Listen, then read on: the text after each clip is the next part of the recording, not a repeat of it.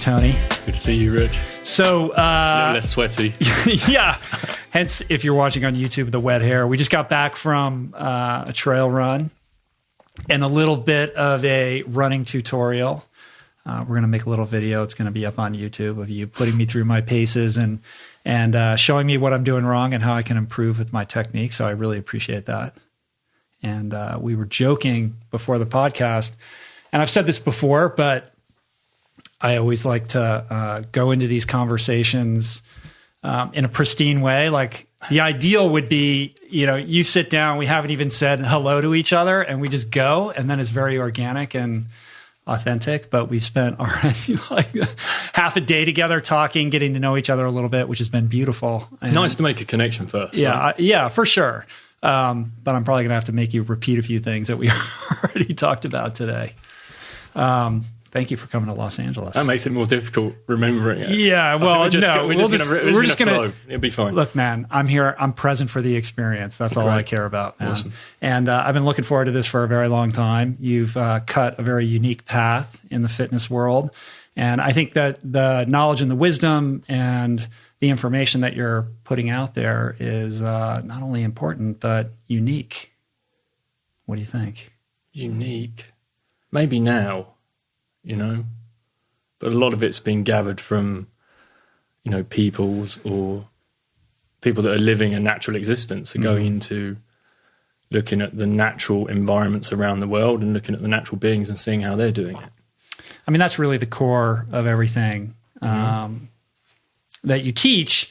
It's all rooted in natural practices that we can trace back to, civilizations, over the ages, and how humanity kind of acclimated to the environment and made it work for them in a holistic way, as opposed to the kind of cloistered way that we live today, as essentially zoo animals who have become prisoners of the very comfortable environments that we've created for ourselves. Yeah, I worked with a company called Wild Fitness. And they used to hold retreats, and their big presentation was zoo humans and wild humans. Uh-huh. And so they take people along this path of what it is to be a wild human. But at the same time, they then say, well, we're zoo humans. But for me, it was just too jarring for people, and almost it's an insult in a way, So really it's about, again, making small little changes. I don't want to return to the wild. I wouldn't survive 5 minutes. None of us would, really.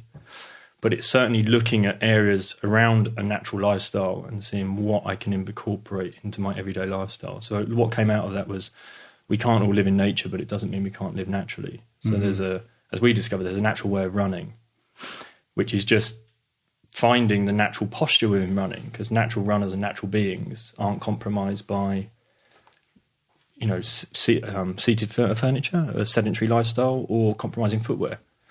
So they can then perform the appropriate task of running without the risk of injury, like we have a risk of injury. Yeah. So they haven't changed the form. So if that's running, then running is just a micro element of movement. So then for me, it was to discover, there's a natural way of moving. It's not just running. Running is just a micro element. What about all the other movement disciplines? And so, have you heard of MoveNat? Have you discovered MoveNat here? No, what is that? So MoveNat's a friend of mine. You have the store Erwan, whose name's Erwan Lacour, and he set up a system called MoveNat, which is then looking at running being a natural movement, but then there's others. There's like balancing, there's jumping, there's lifting, there's carrying, there's throwing, there's swimming, as we were discovering swimming earlier, defending. And so that's a movement system that we have. That he's then coaching in, and then beneath that, I was like, well, that's we could be teaching zoo humans into moving that way, but without dealing with the compromised posture to begin with. Dealing with a sedentary lifestyle and compromising footwear and shapes. Surely we're still heightening the risk of injury. Mm-hmm. So then, for me, it was okay, what are these natural beings doing that are different? The ones that are running naturally, the ones that are moving naturally. Well, again, you just remove the chair. So, like we were saying earlier, I just removed all the furniture from my home. Yeah, you took all the chairs out of your house. You don't have one chair in your house. No, we don't. We just we ground live. So we ground live, and that's been amazing, because you suddenly discover there's like 100 different rest positions that you can choose on the ground. And we have one, we're sitting down now, right? Yeah. But there's like 100 different rest positions. So what are the main complaints I get to see when I'm coaching somebody in movement or any other discipline? And it's, I've got lower back pain, I've got knee pain, I've got neck pain. And you realise that they're all the areas that really should be more stable. They have a mobility role, but they have a stability role. And then you have areas that are designed to specifically to be more mobile than they are stable. So the ankle joint mobility, the hip joint mobility, and the thoracic spine more mobility. And so they're the areas that should be mobile. But unfortunately, when we sit down and we sit in couches, and the posture that you get within a couch is you slouch, right? So we turn into a slouching, couching, typing, swiping organism.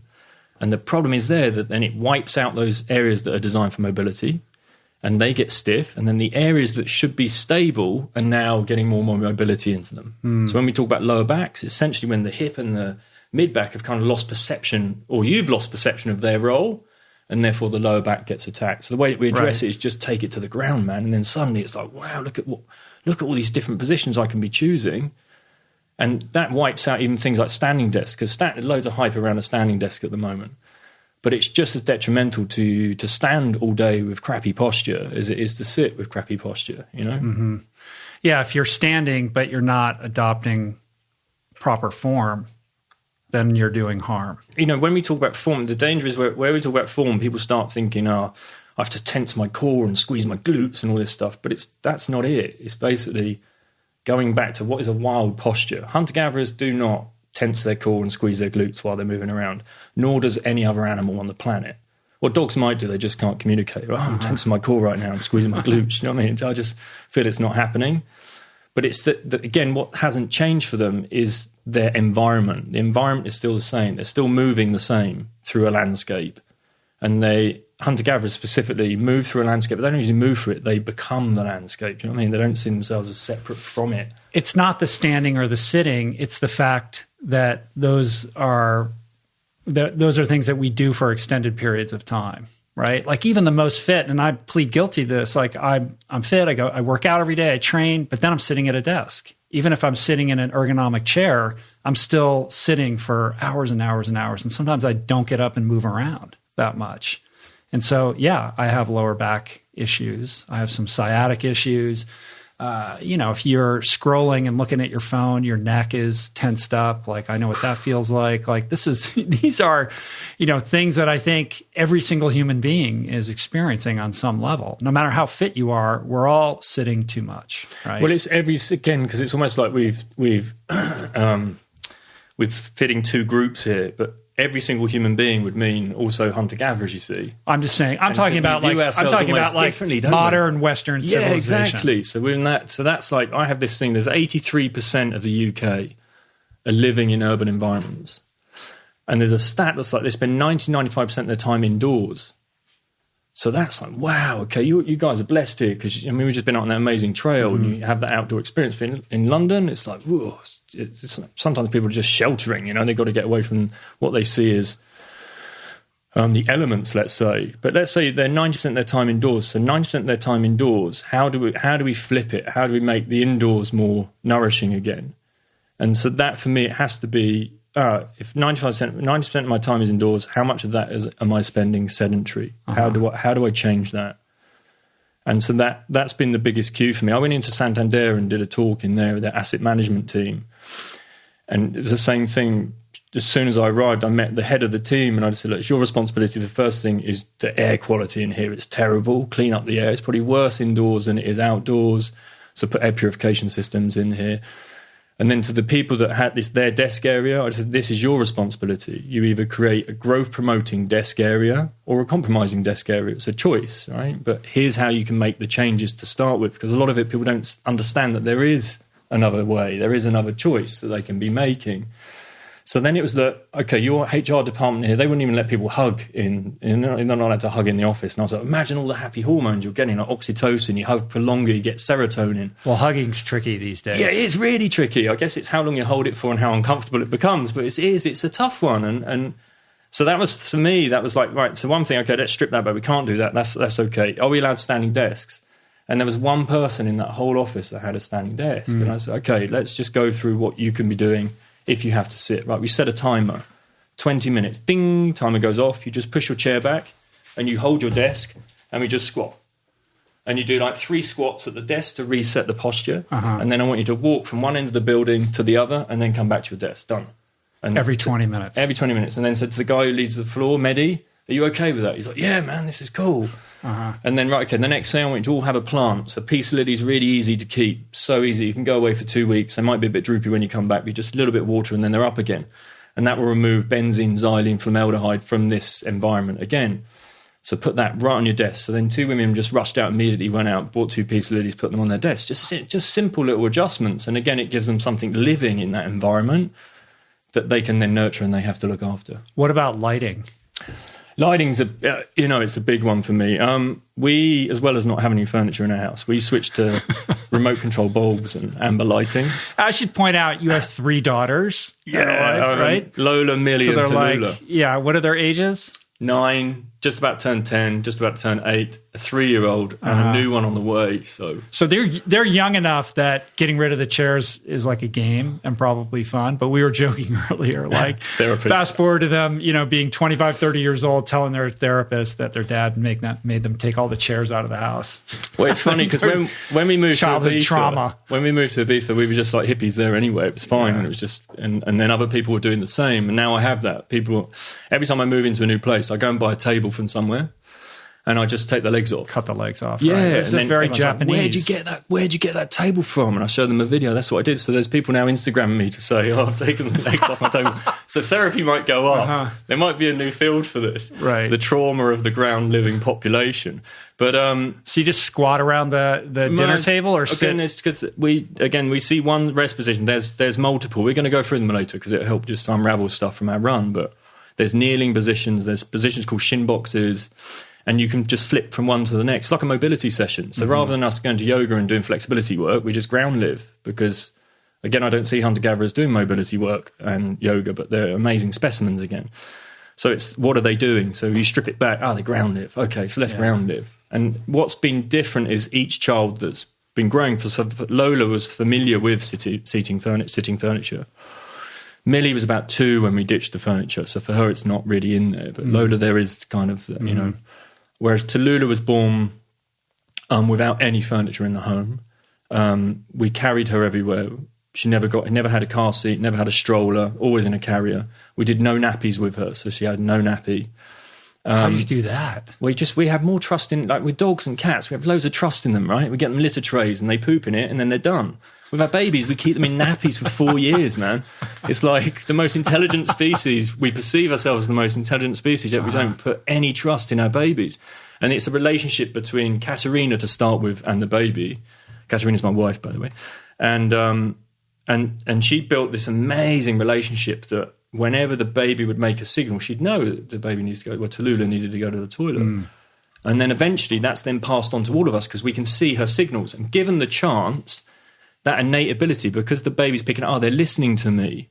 They're listening to me. The signal gets stronger. And the signal gets so strong that the baby knows, I know to go to the toilet. And then eventually, at I think about 10 months, she stood up. Super strong, like boom. Not a toddler, not rolling around, but strong. And then occasionally, we lived out in the sun, so we had terracotta tiles on the floors. Occasionally, she'd do a poop on the floor.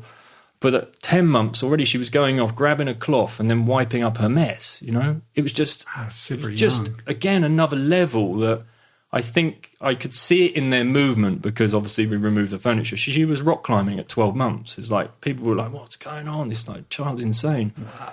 Wow. And barefoot running, they can all barefoot run. They run over anything just like I do. And again, it's just their innate abilities. I haven't dumbed it down in a way, haven't domesticated their movement. I've always just nurtured it. And instead of saying, get down from there, I teach them how to climb. My fear doesn't get in the way. Katarina occasionally had it, oh my God, they're really close to the edge. And I'd say, no, we have to go to the edge with them and we have to guide them and explain things to them. But don't hit them with, what's near the edge? Because guess what? I'm going to want to know what's over the edge if someone reacts like that. Do you know what I mean? So Katarina's totally on board. Did you meet her when you were already well on this path? Or what's her relationship with all the stuff that you do? I met Katarina. She blew my mind because I had a Pilates practice years ago. in a health club. I had a big space and Pilates practitioners, and then I had a separate reception. It was in the health club, and then there was the main reception of the health club. So every now and then I'd come out to my reception, check what was going on with the diary and who was in, and then I looked across and there was this beautiful woman standing behind the desk. I was like, my friend, who's that? I've got to go and ask her who she is, And he said, I think she's new. Okay, so I went over and I just said, look, hey, can you go and get a piece of paper and a pen? And she was like, yeah, okay, off I go. And off she went and got a piece of paper and a pen. And I just came back and said, can you just write your number down? I'll take you out. And that was it. And we went out to dinner and I took her to, this is a while back now, and I didn't know at the time, I took her to Gaucho Grill. So I took her to Gaucho Grill and we sat on cowhide chairs and I ordered a ridiculous steak, as I was doing at that particular time. When was that? 11 years ago. And she looked really uncomfortable. And then I said, you okay? She said, yeah, I'm a vegan. and I was like, false move number one. Okay, can you imagine what have I done? So then we got around it. I ordered some amazing caramelized mushrooms and a dish, and that was fine. And we hit it off, and it was amazing. And then over time, I'd always said that Katarina was far more connected than I was, and I was almost trying to get to a position where she was. So she was heavily influenced by yoga, but there were things going on with her within her own digestion through what I'd say was a poor vegan diet at that time, loads of grains and pulses, and that was it. And guided by, I think, her student life. She was studying psychology at the time. She's from Slovakia, so she was converting her master's in psychology into a UK degree and was working behind reception while studying and being a nanny. So she was like, I was just in awe, this is incredible. And as I say, I've always felt like I was trying to get to her level. Uh-huh. Yeah.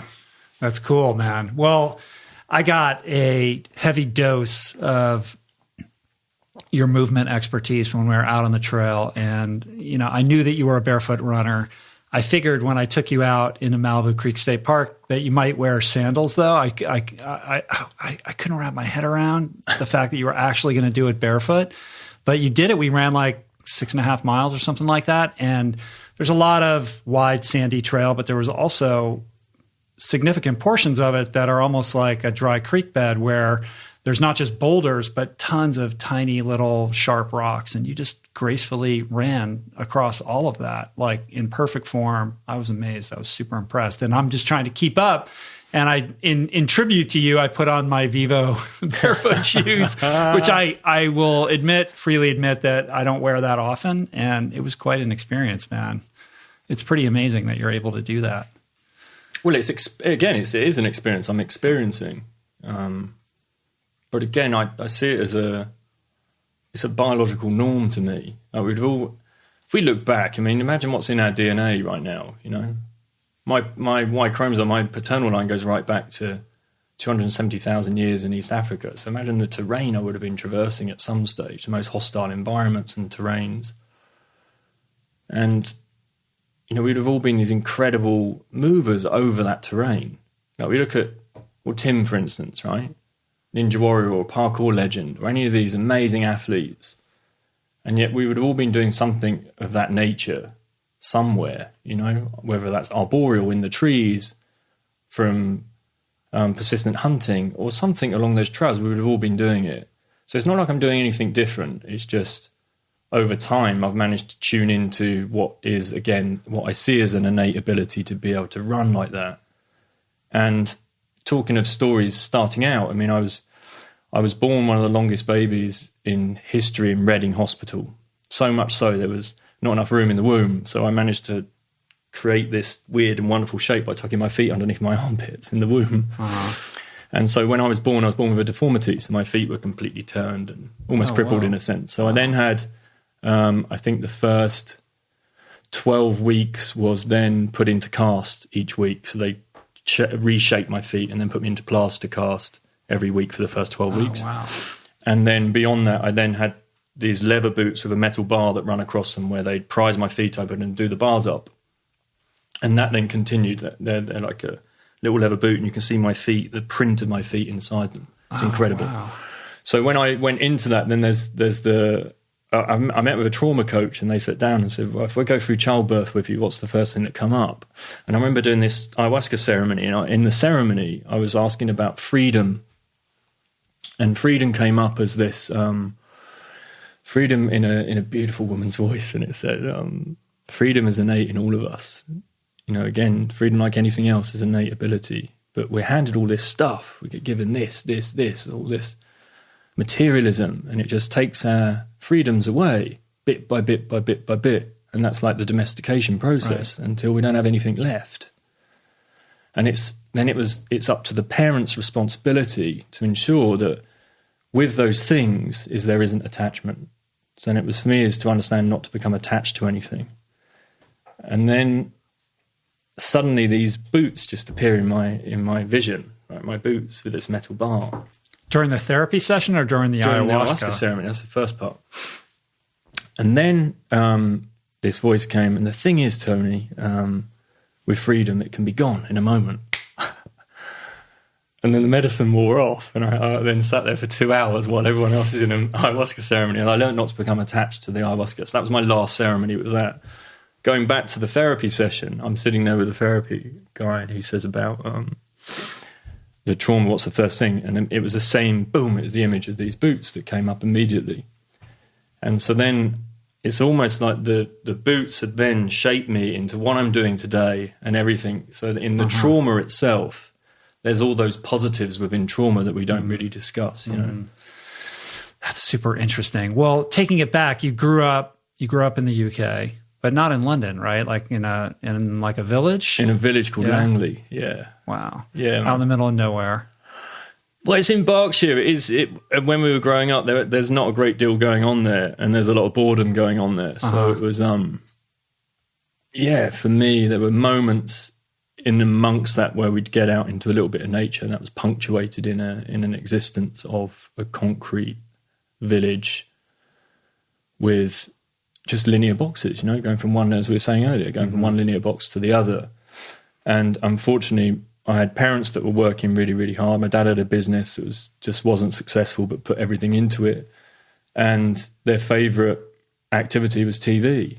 And, you know, so we used to basically sit there and be in front of a box the majority of the time. And I need to move. I'm one of these people that just has to move. So I had what would be classed as like ADHD. I'd be tapping. I'd be, I need to get out and do stuff. And then my dad would be saying, what's wrong with him? Why does he have to keep tapping? You know, as if I wasn't in the room. So it's like this weird position. Then every now and then I could get out, and we'd go to this place called the Gravel Pits. It was like a wreck for us. And to get to it, there's the crazy intercity trains, intercities like bullet trains.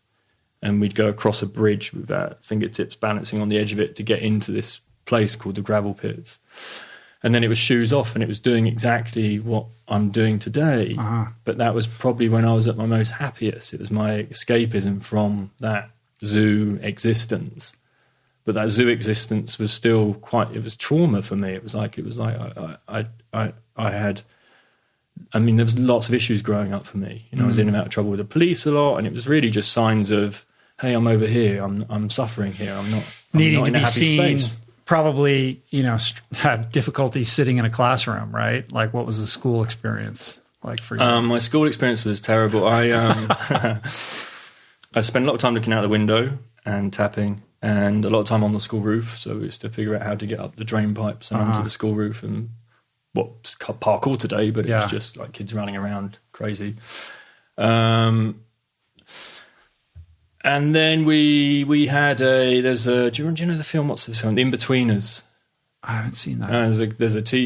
The head in it is called Greg. His real name's Greg Davies. He's like he's a comedian today, but he was actually my English teacher at school. So his teaching method was this: he'd have a set of headphones on like you do now, and we had Walkmans then. So he had a Walkman, he had his Walkman on and his headphones on. He'd sit with his feet up on the desk, and we all be just left to be crazy in the class. That was it. That was my school. That was probably good for you, though. And the school got closed down in the end. It was closed down because it was just really super rough in a village, and just really rough, like poor behaviour. Right. Okay.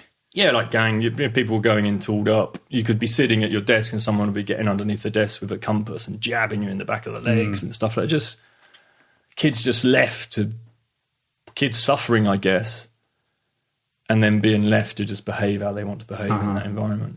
And so drugs and alcohol enter the equation at some point? Yeah, I think I started smoking weed quite early. We were already at the age of 14, I think, we were smoking weed at school and going into class stoned, and just that was the obvious. And then alcohol came into the scene very early.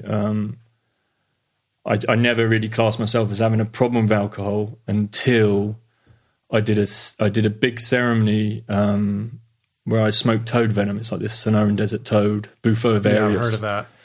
And it's like a super powerful dose of DMT, right? It's 5-MeO DMT, so it's the strongest DMT experience there is. But natural again, so it comes off the back of this toad, and they go out and they collect the venom and they dry it on glass sheets, and then it's like crystal, and then you smoke it. And there's a guy that works with me, his name's Octavio, who worked with me. He's a doctor and has studied with all the traditional tribesmen. And then in that experience, after that, I had no attachment after that. There was no attachment. I come out of it, and then it highlighted, I don't need to drink. And then I realised, I had a problem with drink. And it kind of went into the role of highlighting like a real show of all the things that I'd basically done in my life up until that moment of these are the things that have led you here, and there is no good or bad or anything within it. They're just all experiences. But these are the things you can do without. And it's kind of, I could leave everything. And it was almost trippy because it was selective in, you can keep all these things because these are okay, these are great for you. But this stuff you need to leave behind. So again, with alcohol, I didn't realise I had a problem with it. And I was in the military, and it was quite the norm there. So people were just it was very boozy. And again, it was people suffering. So people dealt with their suffering. And to remove suffering, we use drugs or we use alcohol in this modern world we are today. And I think the army's full of suffering, right? There's a lot of kids that probably had the same upbringing as I did that migrate to the army because it's a form of escapism. Yeah, so your decision to join the army, was that just like, look, this is the only way, that this is the only path for me? What was the thought process in enlisting? I think there was a few. I think one of them was, I didn't really have much of a relationship with my dad because he was very much out the home working, running a business. And we used to see him probably on Sundays. And if we did, it's kind of dipping in and out because he was really stressed, angry, frustrated at the world, nothing's working out. And it wasn't the best example, I would say, of a masculine, for me anyway. And I found myself, one of my uncles called us latchkey kids, where my parents were just so loose, you just drift in and out. And I just found myself in with the wrong tribe of people. So again, with drugs and with alcohol, and then the drugs turned from just weed into doing cocaine and ecstasy and LSD, and we literally tried everything. And then, but again, removing suffering, I think. It's like understanding what is the suffering, I think, to begin with. And then the army came along. I just think it was almost like a savior at that moment. If you don't go and do this, who knows what the path is going to be, right? So like some even unconscious drive to get some discipline into your life. I think, and also just wanting some kind of tribe. And I probably think a masculine tribe, something that rather than me going out joyriding cars and smoking weed and just getting in trouble constantly and police turning up at the house, I need to figure out how am I going to get out of this. And I had a cousin who was in the RAF at the time, and then my dad was saying, why don't you think about doing the RAF? So I tried to get in the RAF, and I went into the RAF recruitment centre. I was already I joined the Air Cadets, funny enough. We were in Air Cadets, and that was on our school grounds, and they were called 2424 Squadron. And that highlighted it for me. So then that gave me an opportunity. We were camping, we were going out, shooting rifles, flying gliders, and things like that. That, again, it enabled me to tap into what I love most when I was growing up in that village and I could get to the rec. It was supporting that, so it was enabling me to get out and explore my physicality and make a connection to nature again, I guess. Mm-hmm.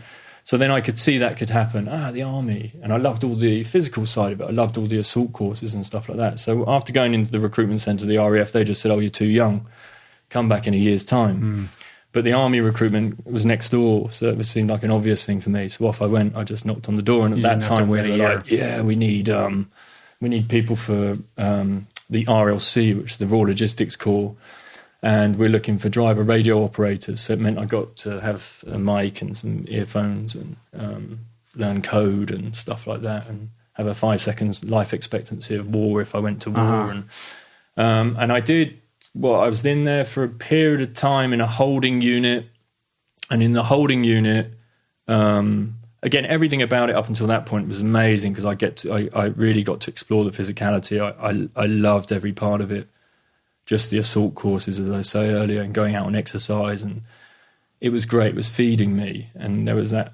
Again, it was a tribe. It was like it's like a rite of passage, also. Exactly, but when you understand it, post that, looking back on it, you realise it's a pseudo rite of passage. Like going to prison or something like that. They're pseudo rites of passage. It is a rite of passage, and it enables you to then view everything differently again. But there's an element of such conditioning that goes in there. And I would go home every now and then because I was posted. It was so close to me. So every now and then I'd dip in and out of the same behaviour. So the rave scene was on the scene, right? So we were out, and then eventually I found I'd go clubbing, and then we were popping pills and doing trips and stuff like that. And then I'd go back into the army, and it was like, and I remember reading in the papers at that time, and it said, stoned up to their teeth and armed out their brains, right? I armed up to their teeth and stoned out their brains, sorry. And then they had these compulsory drug testing wagons would come around the military bases. It was like, wow, man, this is tough. This is like, and I trying to separate, living in two worlds almost. And then I had a car accident, and we were basically meant to be on base. And I'd saved every bit of money I had for this car. It was like my pride and joy. And it meant that I could go back and I could still connect to this world. So it was everything to me, I think, the car at that moment. And we weren't meant to be off base, but we knew the guy on the gate, so we were like, we're gonna go. So it was like a car full of people. We drive into the town, we rock up in the town. And on the way back to the base, I overtake like a parcel delivery van, and I see the guy. He basically jumps into the van from the sliding door on the side, gets behind the wheel and just accelerates. But at that time I've already just started overtaking, but he just turns right and hits the back of my car, flips my car over. And we slide like 100 feet on the roof. I put my hand through the sunroof and cut through my fingers, and then it's all a blur after that. Wow. And the next thing, I find myself in the hospital. And then from the hospital, I'm then told that I nearly hit a woman with a pram, that I'm looking at being charged because it was seen as my fault. But all I've done is overtake a van, and the van's turned, but it was just the witnesses and everyone around it. So and then I was immediately back at the base, and instead of dealing with the trauma of having a car accident and the fact I've nearly hit a woman with a pram, I got put in jail. So immediately the response was, let's put the guy in jail. And how there were other people in your car though, right? Were they injured? They're all fine, nothing wrong with them. And so you were kind of AWOL also, right? We were basically AWOL just for a matter of hours, like 4 hours. But yeah, we were AWOL, absent without leave, So that was the way it was treated, regardless of the fact I've had a car accident, regardless of the fact I've nearly wiped this woman out. I'm still AWOL. You've hit the nail on the head, that's it. And that's the way it's treated. So off the back of that, it left a really bad taste in my mouth, and I was traumatized by the accident. My car's written off. There's all this stuff around it, and it just changed my perception of the army in that moment.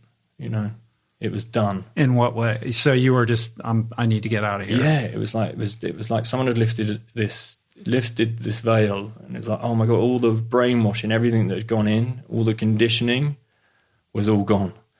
And I'm left in this space like, oh my God, what am I doing here? And what did that feel like? Terrible, man. It was like, again, it was just supporting, again, the need to want to get back to this relationship over here. So I'd find myself back into the same group of people, the same behaviour. And then it was a matter of getting out of the army. So it took me a year of that kind of feeling of being lost in this world, but probably even more lost over here. So how'd you see your way through that?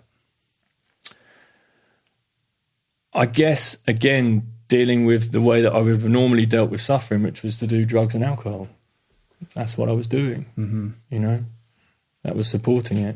And I feel, again, once I could work out what is the suffering. It took me that period of time to get there, I feel.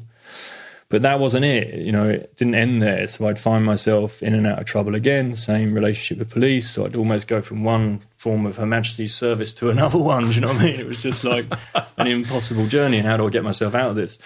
And a family member said, look, you're in amazing shape. And I was bodybuilding, right? So I got to about, I think it was about 13.5 stone at one point.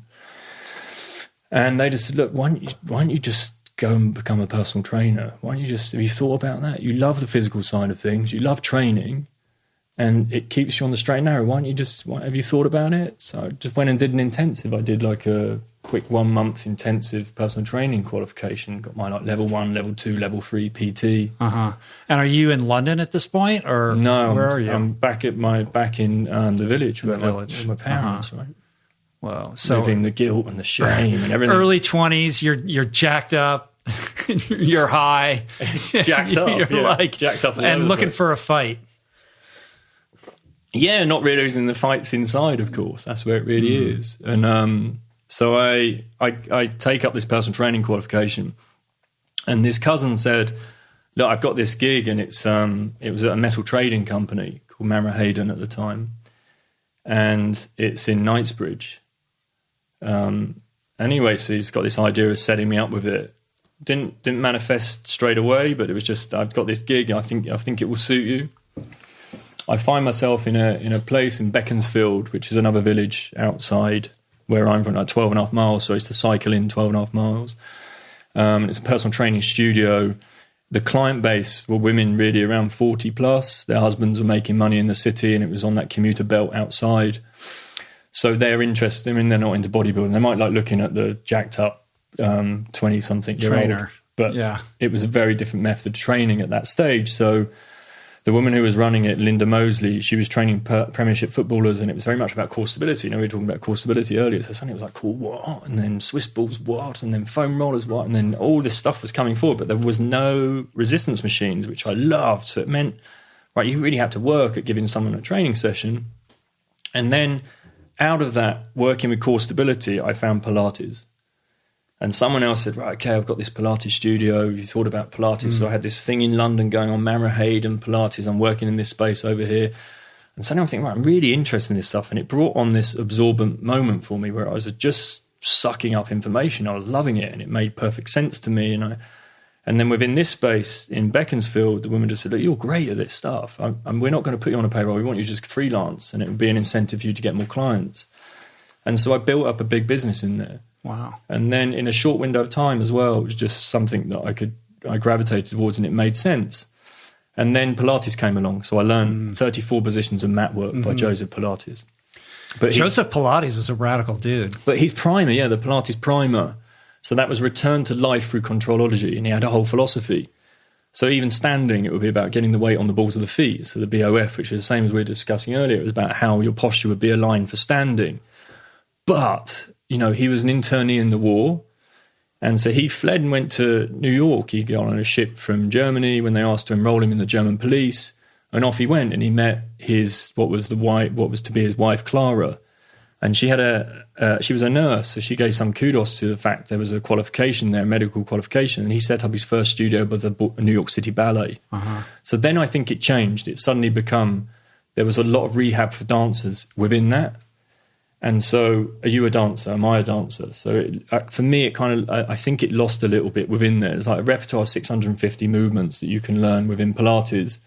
And what I started to do was select specific patterns that would be appropriate for standing, that we could use for running and all those things. So it was like prescription for Pilates, really, what I was getting into. And then I started to do like an apprenticeship in London, and I was doing this. I'd work over this space for a period of time, and then I'd be into London for a couple of days, and took on the whole Pilates philosophy of equipment-based Pilates and rehab Pilates, working with reformers and the trapeze and stuff, the Cadillac trapeze and stuff like that, and the chair, the Wonder Chair. And then this Mamre Hayden gig came up, and it just changed my life because I suddenly found myself in this gym space. And I only had to train the 3 guys that owned the space. It's like 3 traders, and they hardly wanted to train. It was like bizarre. So they were paying me a ridiculous amount of money just to sit in this space 3 days a week. And it just meant I could just suck up information. So just absorbing more and more around my craft. And then the occasional hour thrown in that I'd have to train these guys. And then they really look after you. They take you out to lunches. You know, it wasn't a single thing really I had to pay for. And it just opened my eyes a bit to London. You know? You're like, this is pretty cush. It was pretty situation. Cush, man. Yeah, man. So why not just ride that out? I was riding it out for a while. And then, you know, just the call of the Pilates. I had a cousin running a Pilates studio. He said, look, you should come over, have a look at it. And so I was doing more and more in that space. And then I became full-time in there. And I loved it. It made sense to me. It made sense if I could prescribe it, you know, rather than it be this set repertoire of movements and you go through a routine. It was more like, okay, there's a way of rehabbing someone. There's a way of looking at specific posture types, let's say. You could be a head chaser or a pelvis chaser or have a lordosis, and you could iron out and figure out. And it was almost like a system theory in a way. You could really see it. And I think maybe my dad's engineering background came in. I could just analyze things differently, and it just made sense. What is the core idea behind Pilates? Well, his original thing was like in 10 sessions you feel the difference, in 20 you see the difference, and in 30 you have a whole new body. The core thing around it, again, there was a philosophy in there which was about returning people back to what I would say was a biological norm. Again, how they should be moving, standing. And there being this feeling of rehab behind it as well. So you could look at postural types and then iron out the areas where they most needed it. But I think the flaw almost, and still today, is that it's like this generational amnesia. I think Peter Kahn calls it environmental generational amnesia. That we were talking about running coaching earlier, you know, with Arthur Lydiard's model from the 50s and the 60s. It's very different to where today. Try and put the same discipline through someone that's from the 50s, 60s. The physiology can't cope. It breaks down because we're living, going back to the conversation we started with, which is a sedentary lifestyle. So for me, the same thing happened with Pilates. I feel it got to a point with me where I felt people were rocking up to do reformer workouts and trapeze workouts and wanting to get stronger in their core. But yet, on the way out, they put the same compromising shoes on and go and sit in the same compromising chair to drive their car back, to sit at the same compromising dinner table in the evening, to get up and repeat the same process again. So I had to look into, well, it's everything outside the studio really that counts, you know? Yeah, you have to telescope out and look at it. You were starting to see things more holistically. And that's it, a holistic approach, right?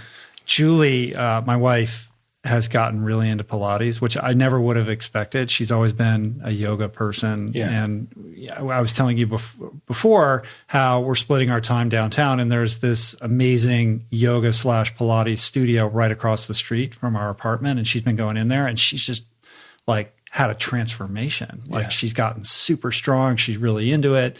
And she keeps telling me, like, you got to go in and do it. I just haven't had time, but I really want to check it out. I've never done it before. I've never explored that methodology. Yeah, I just fell out of love with it. I fell out of love with it because I understood eventually what the biomechanics should be and what the shapes that we should be making due to the forces that are out there, you know? So explain that. So I met this guy called Nicholas Romanoff, who's he was a track and field coach in the Soviet era. He designed something called the pose method.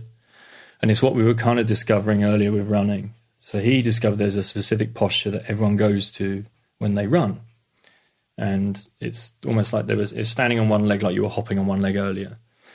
And provided you hit that posture, it means you can deal with the external forces and create the appropriate shape to do with the forces. And this is kinetics being the study of the forces, and kinematics is the shapes you make due to the forces, essentially biomechanics.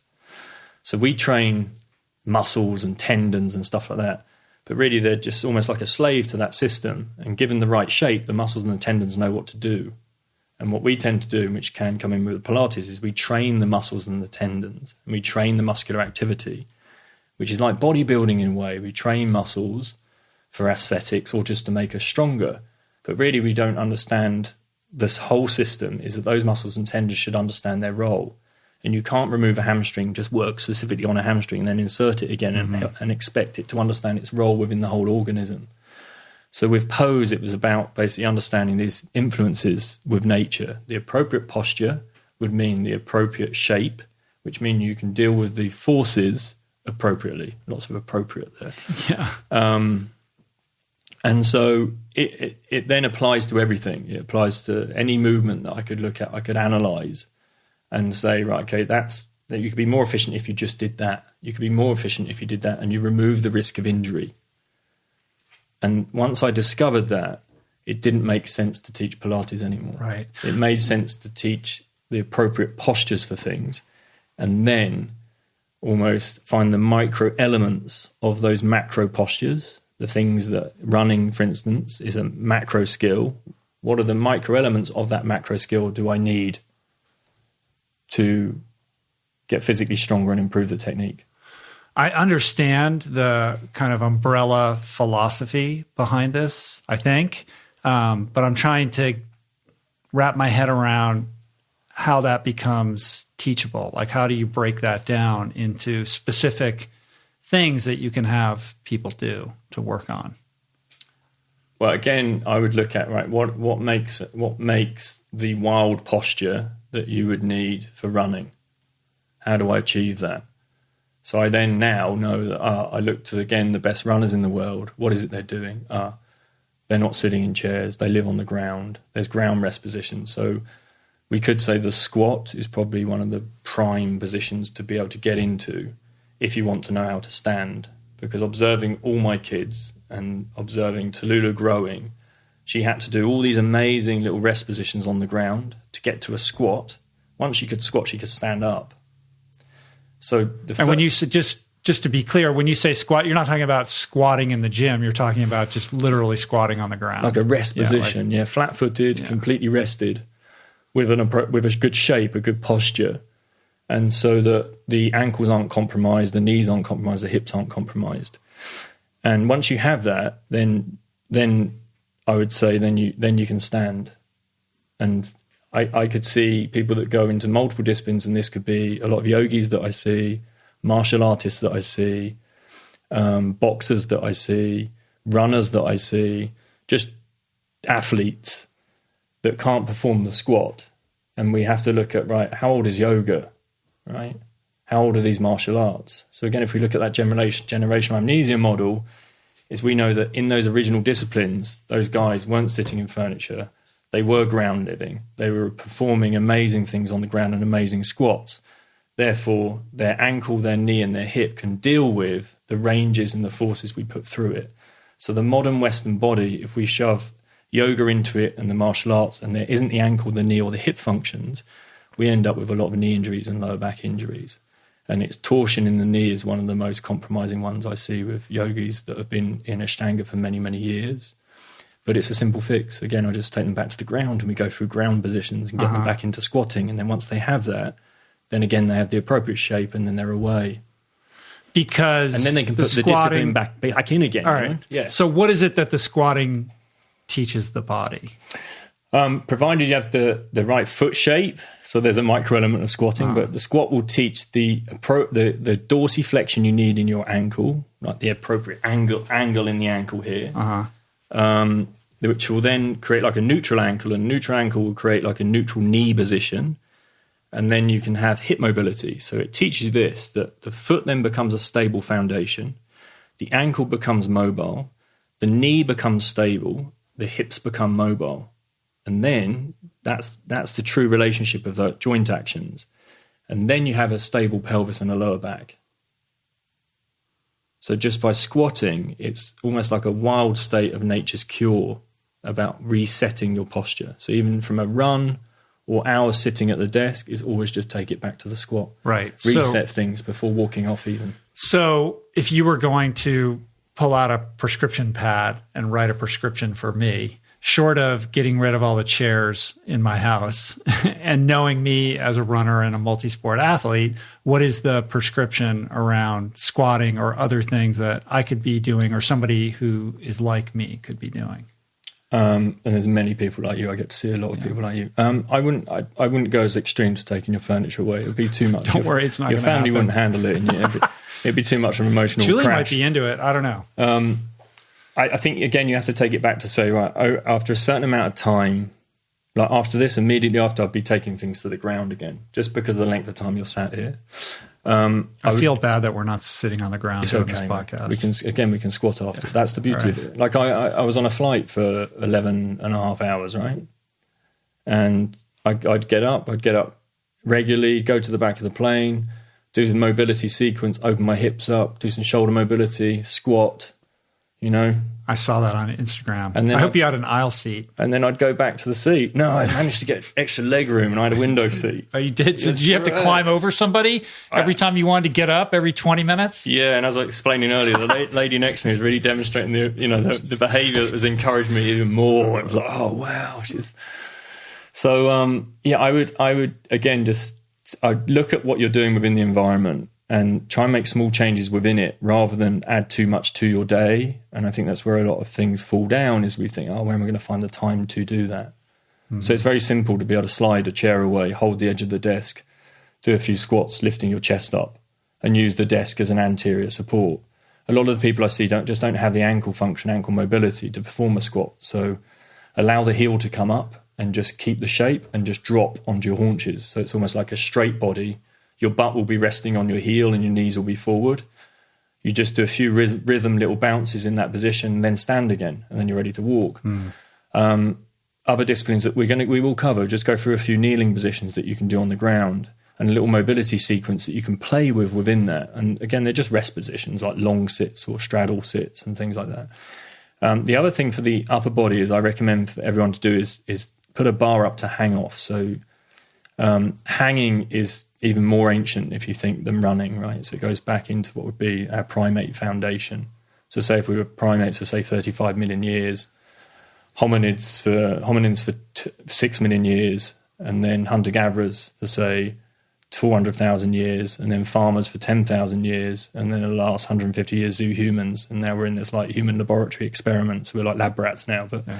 So if we go climb down that phylogenetic tree, we get to the brachiating apes. So how to restore and open up the rib cage and open up the lungs would be to basically just hang, simple hanging system. So due to being over Venice Beach, we get to do a fair bit of that at the moment. Yeah, there's plenty of that down there. So you go through different hanging positions, and we have in the wrist, the elbow, the shoulder, and your scapula, your shoulder blade. We have all the same brachiating abilities as all the other apes. And I find some people have trouble changing light bulbs now. So it's really important to just keep nourishing that. 80% of shoulder injuries, I'd say, is through the lack of brachiation. And then we try and do things like dips in the gym, but the scapula is internally rotated and raised. Then again, it's just blowing up the shoulder. So hanging will help reset. All straight arm strength. Forget about bent arm strength. Forget about pulling patterns. Just get used to being completely straight in the arm. Then your posture hang from it.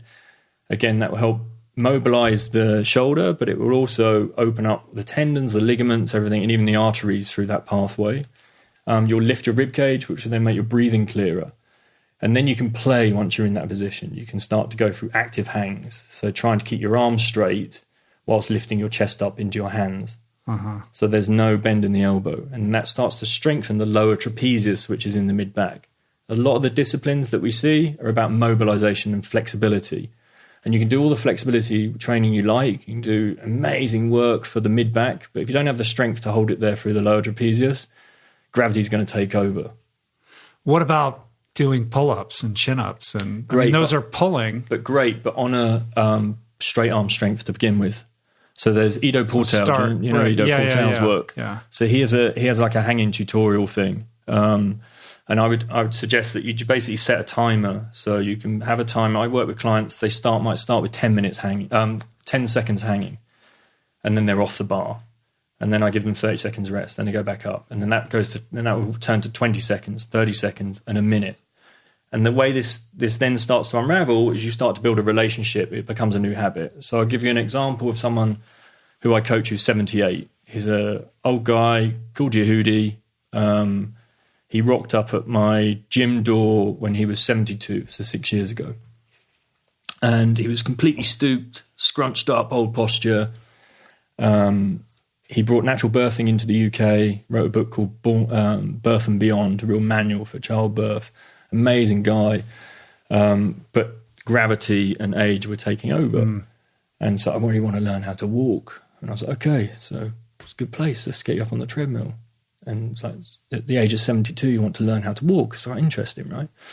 So up he went on the treadmill, just recorded him, showed him his posture. Oh my God, I can't believe I look like that. You know, it's like all bent over. And these are these boxes that I was introduced by a coach called Lee. And basically you have like it's the conscious competency model. So I showed them the video, and I record them. Up until that point, they're unconsciously incompetent.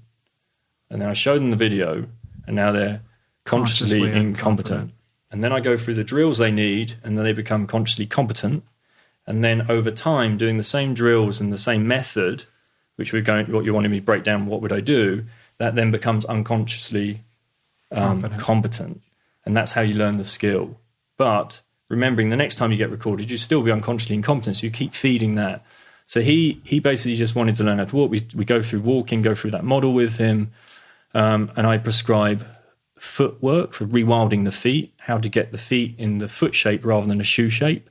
So his feet were compromised by 72 years of inappropriate footwear that were compromising the shape of the foot. Get that back. Then ground rest positions. So we then went through the various different ground positions, what I would prescribe for him, and then hanging. And that was it. And then he had a hanging bar in his home. So this guy now, since then, has climbed Everest Base Camp, Bhutan, Mount Kenya, Atlas Mountains,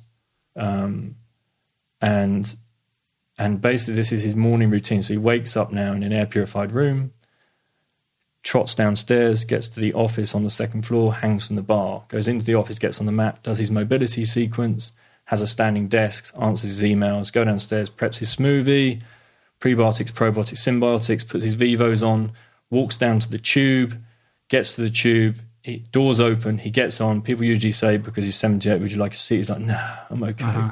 And up he goes. He hangs on the bar. So he hangs on the bars while the tube's moving, feet off the floor. Uh-huh. Tube stops, doors open, right, next time the door's closed, then he squats. And he squats. And then he does breath work. So he does between breath work, hanging, squatting, and a bit of surfing. So surfing, you don't hold on to anything. You just try and get your support on the train. And that's at the age of 78. He's just made small changes all the way along. And he's using his commute. He's in incredible shape now. You know? Wow. And his spine straightened out? Straightened out. It's completely upright. Wow. But looks so. The difference is it's how he looks now. So he doesn't look like the 72-year-old. He looks, he looks great. He looks in amazing shape, and he's a newfound confidence within it. It's kind of a beautiful act of humility to walk into your gym and say, "Teach me how to walk," too. I think that takes courage. Most people wouldn't do that. And it's interesting to think about walking as something that we might have to learn or relearn. Like we were talking about this in the context of running, like born to run. We're all born runners. We don't think that we need any instruction. It's all instinctual and intuitive. And I suppose on some level it is, but through the means by which we live our lives in this Western industrialized society, we've reshaped our bodies that have now created a situation in which we probably do need to formally learn how to run. And you just pointed it out to me when we were out on the trail, like all these things that I'm not doing correctly, that I could be doing better because I'm unconsciously incompetent in certain aspects of what I do, even though I've been doing it for a long time and I've done it at a decent level. Yeah, man. A really decent level. But there's still so much to learn, and I know that I'm not, working at my capacity because I've never had anybody formally instruct me in anything. And what about that swimming? Has to do with it. Well, swimming's different. Yeah. And we were talking about the similarities between swimming and running. Swimming is something that is more technique, non-intuitive. Like you really do have to learn it. And if you learn it at a young age and you learn it from somebody who really knows what they're doing and you dedicate yourself to honing that technique, then it becomes a situation in which you are unconsciously competent. Like I don't think about it, but I'm always working on my stroke and my technique. And when I go to the pool and I see other people swimming, it's just alarming to me how bad most people's technique is and how unwilling they are to address it or deal with it. because they're more concerned with their fitness. They have a certain amount of time. They just want to make sure that they get their heart rate up, and they don't want to step down off, the pedestal and kind of build a new foundation.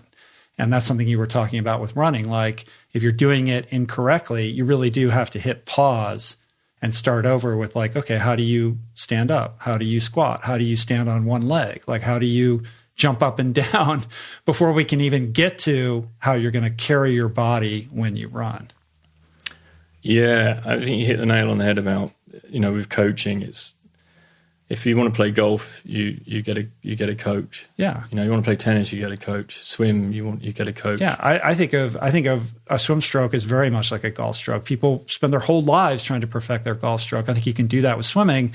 It's less intuitive to think that would be required in running, but the more I learn, the more I realize it's no different. Yeah, what I was explaining earlier, there's that box, isn't there? Nicholas taught me this. So there's the skill, and this could be anything. So you can put running in the box as the skill, and then underneath that skill you have these three pillars. So one is technique, one is the mind, and one is the physiology. So without the technique, unfortunately, it's over time the physiology can break down. So if you just keep working on technique over time, the physiology and the mind will just get stronger with the discipline anyway. There's strength conditioning that you can do around it, but then that's only feeding the strength of the technique and the shape that you make due to the forces again, right? But I think the problem is, as humans, when we're working on technique, we don't feel like we're making progress because it's so I agree, slow, and I think there's it's then from a coaching perspective, it's trying to find things that you can keep uploading to the run, like I was saying earlier, rather than stripping it right back. You have that amazing bit of concrete here by the pool is to do certain jumping drills and things that will just keep feeding the shape, and then you just go for your run. And you just keep doing these drills, and that will just keep feeding into the run, and it will enable you to just think, even on the hills, those little cues on the hill are enough to go, posture, little tiny pulling actions. And it will just make you lighter on the run as well. And the senses and the feeling and the hearing, bring those into the run as well. But it is about stripping it back. As I was saying earlier, I've worked with fell runners, and to explain to fell runners who are killing it with mileage, right? Yeah, but guys, you're injured. We need to take things back. It's easy. I mean, people can wrap their head around like, look, you got to run 100 miles a week. Like, no problem. I'll go do that. But you tell them, look, you got to stop what you're doing and you got to jump up and down on one leg. They're going to be like, I'm not doing that. Yeah, exactly. And keep feeding that posture. But without it, it's almost like, I think one of them, I just said, like, how long do you want to run for? How long do you want to keep running for? Well, I always want to keep running. I said, well, if it's the long game and longevity, we need to stop and we need to do this because that will enable you to keep running forever. But in your current state of what you're doing, how many times do you wake up the next day and you've got a niggle or an injury? Again, going back to that evolutionary model. Evolutionary model is if that was the case for persistent hunters, we probably wouldn't be here. Do you know what I mean? Oh no, I can't do that today.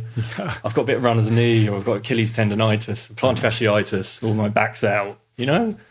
So it's we have to then say, well, okay, what is it I'm doing? What is it I'm doing that's then leading to the niggle? Because then nature's way of punishing you for that poor level of skill is the tweak, the injury, or disease, right? Yeah. Because it's not just running, there's a natural way of doing things, which is a holistic approach that we look at. And the closer I can get to what is the biological norm, the less likely the injury, the disease, that model. Yeah.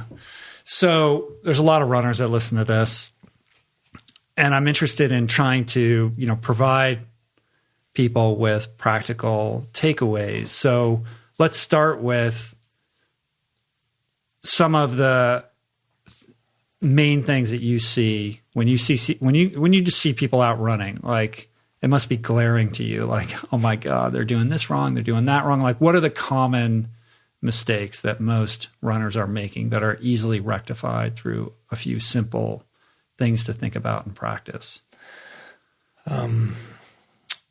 Posture. So head position.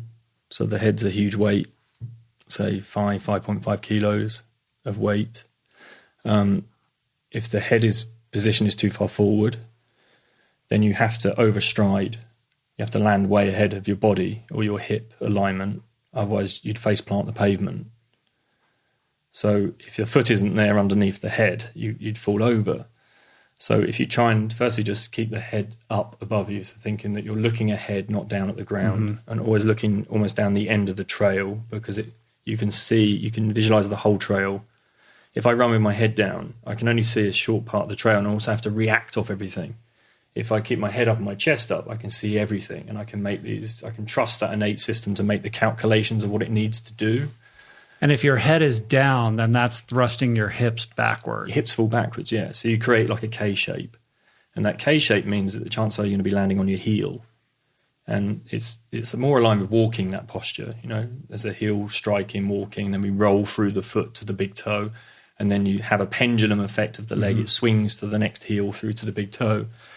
And running, as we went through earlier, is more like a series of jumps. So it's almost like you're learn to jump on 2 feet first, with an upright posture. So it's a great little tool that for everyone is to keep your head up, your chest up, and your pelvis, and imagine a plumb line. So there's someone run a line through your body, or even set up an iPhone's great for that. Just get an app called Coach's Eye, and with Coach's Eye you can set it up on profile and record yourself, and then you can draw fancy lines on it. So you can draw for plumb lines. Oh, that's cool. I've really cool heard app. of that.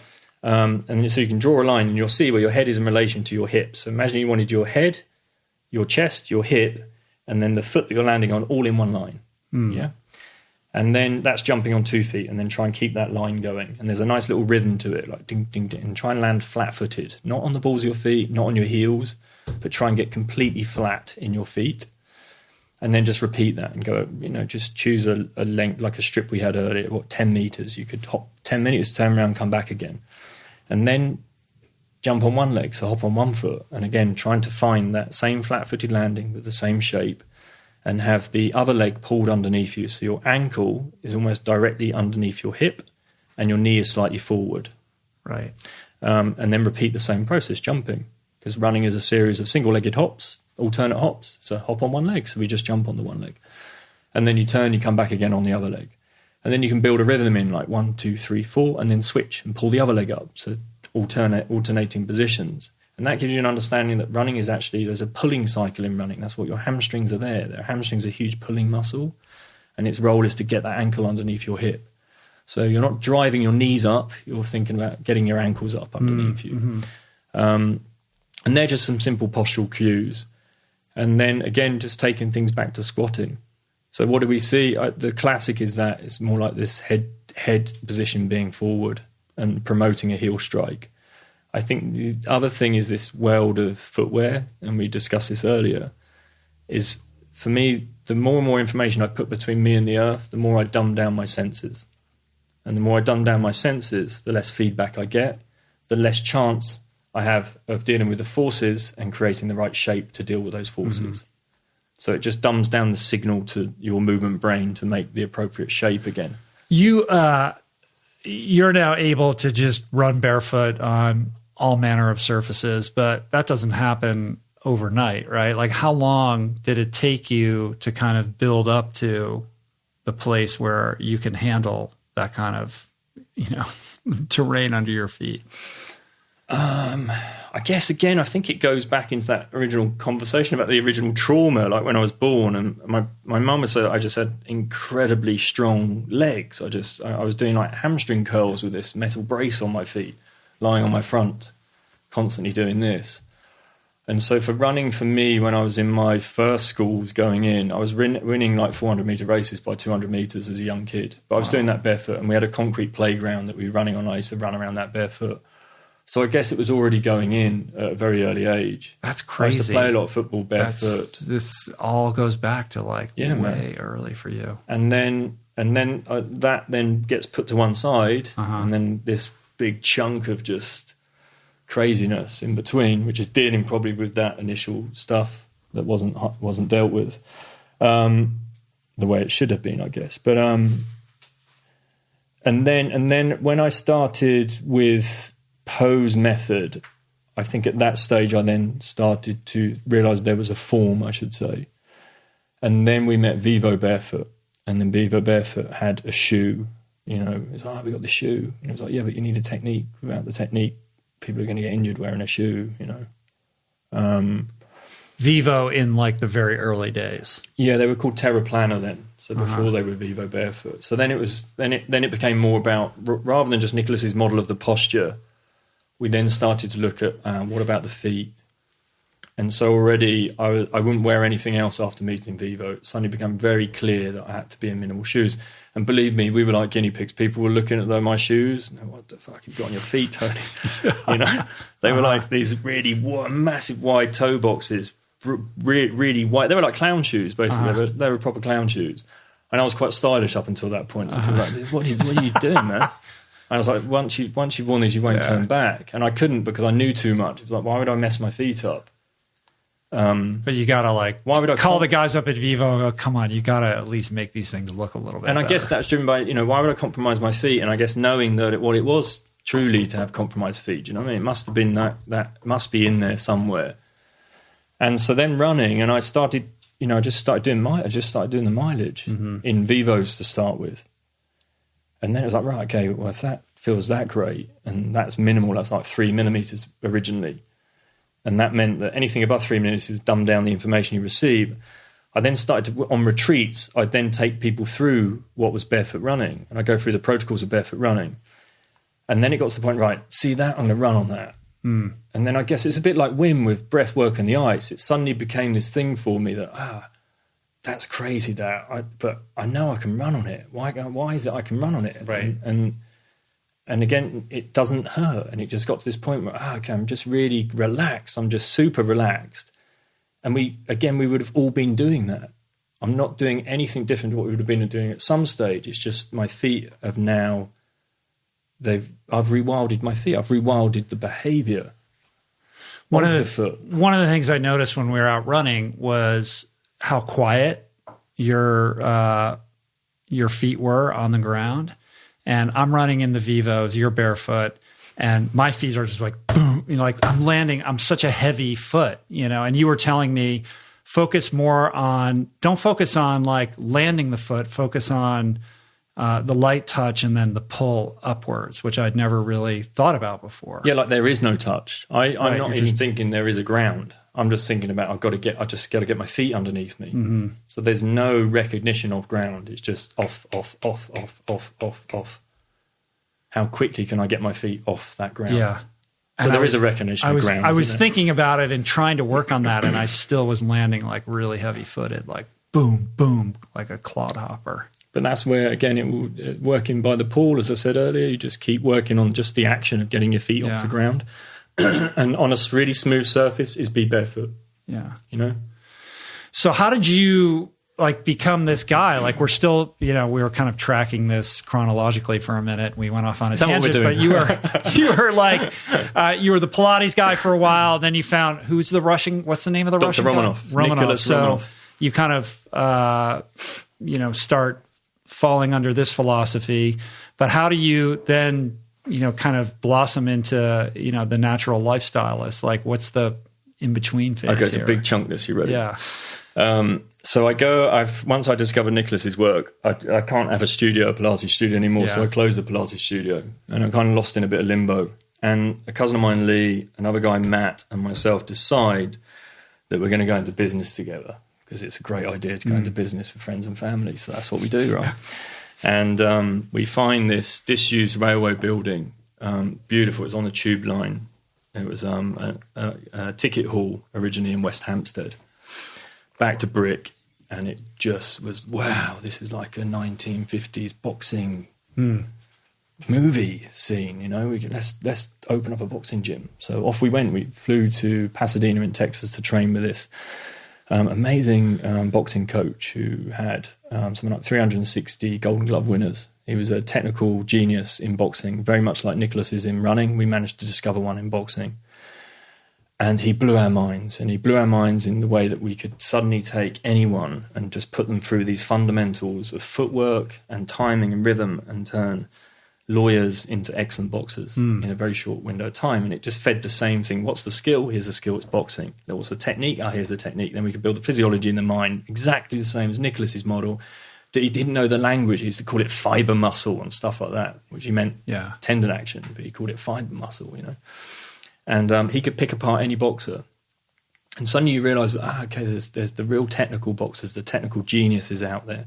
And I mentioned one earlier, which is like Bernard Hopkins. We could talk about Mayweather, and they've been doing it at such an early age, but they've been honing their technique the whole time rather than it just be raw talent and physiology, because that, again, it breaks down and these guys get spanked over time. Boxing's really ruthless like that. It just suddenly shows people their age if they haven't been working on technique.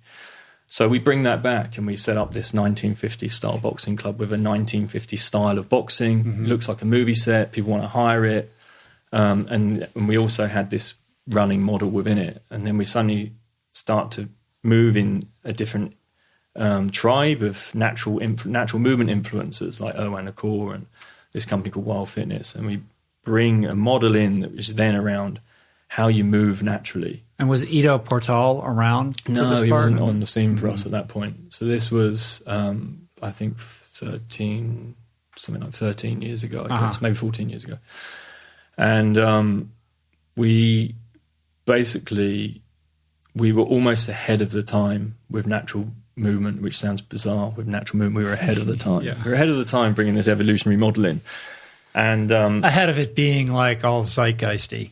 Yeah, and then people would come in, like we had Chris McDougall rock up from Born to Run with, he had a plantar fasciitis injury from doing the books, and my cousin then sorts his plantar fasciitis injury out. He had that then explodes that model, and then he had plantar fasciitis after the book? No, I think it came in, I think he returned, I think the story was that he returned back to wearing a conventional running shoe or something like that. After writing the book? No, I think it's within it.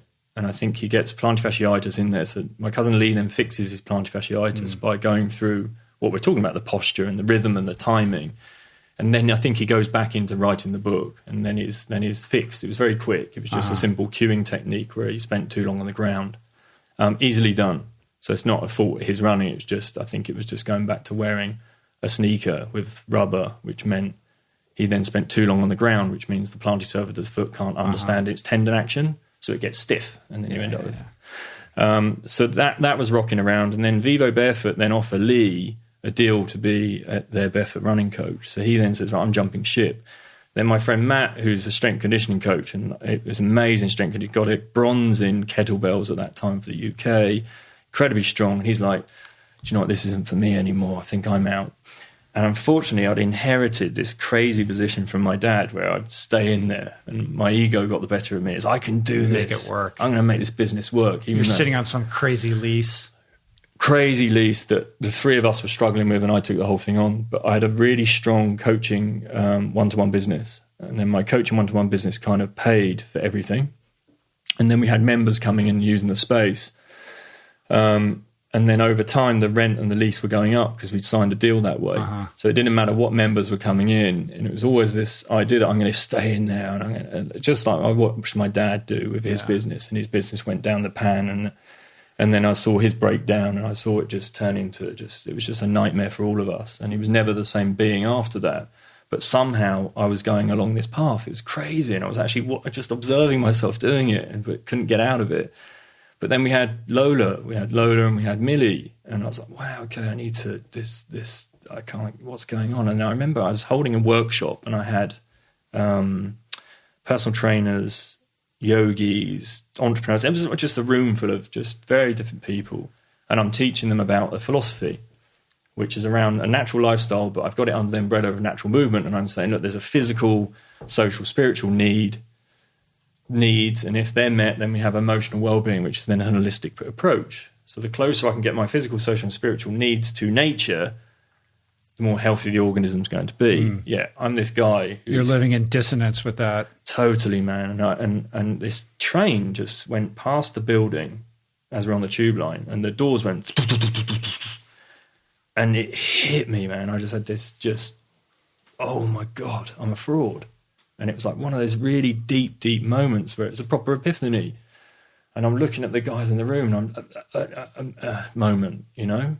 And I get through the workshop, and one of the guys who I've been working with in Ireland for quite some time, I really influenced him along the way, and it enabled him to go and open a studio. He said, you all right? And I said, I think I'm going to close the gym, man. He's like, what? I said, yeah, I think I'm going to close it. Within a month, I'd wrap things up. But we lost everything, you know, went bankrupt, had no money, and yet we had 2 kids. a wife, and just, yeah, but this is your divine moment. Yeah, you know, man. that like dismantling forced you to confront yourself and figure out what was important. Yeah, man, I got to see everything. Brutal I got with to kids. see all the pain. I got to see all the trauma, everything, all the suffering, all highlighted within a year of trying to somehow get through a breakdown and turn it back into a breakthrough so I could rebuild Tony, wherever Tony is. You know what I mean? Is that where is this where the ayahuasca comes in? Yeah, man. All right. I want to hear about this. You know, this is like, it comes up with alarming regularity. Like, as somebody who's in recovery for many years for drugs and alcohol, I have this internal dialogue around this, like this internal conflict about it. Because on the one hand, it's undeniable to me. I know people like yourself who've had these experiences. They're better for it. I can tell that it has given them something that has enriched their lives. But at the same time, if you tell, you know, a drug addict that the solution to their problems lies in a mind-altering substance, that's a very dangerous, tricky, intoxicating thought to plant in my mind. And so it scares me at the same time. But I've talked to so many people, both on this podcast and off it, who've had really kind of incredible experiences. And I've had Gabor Mate on the show, who is telling me, like, this is something that could be helpful with, you know, the addiction issues that I struggle with. So it's to be tabled. I sort of am interested in it, but also kind of cautious about it as well. I think along my path this year that I've taken, I think it just, again, it highlighted the suffering, and then you understand that the suffering is what I'm basically using substance for to get away from, instead of really facing it. And that's also within the tribe of influence, the people that have influenced me and made and enabled me to get my first templates in life. So the first 6 years of life that I've observed in my tribe, I've then learned to suffer within those first 6 years somehow. There's some kind of emotional suffering there. And then this was an opportunity to, suddenly I could see all my templates, and I could see everyone's behaviors, and I could see, okay, there's something not great here. What is it? What is happening here? Because I've done all the work. I've become this amazing physical specimen, right? I can move well. I can do this. I can do that. But it's just a facade.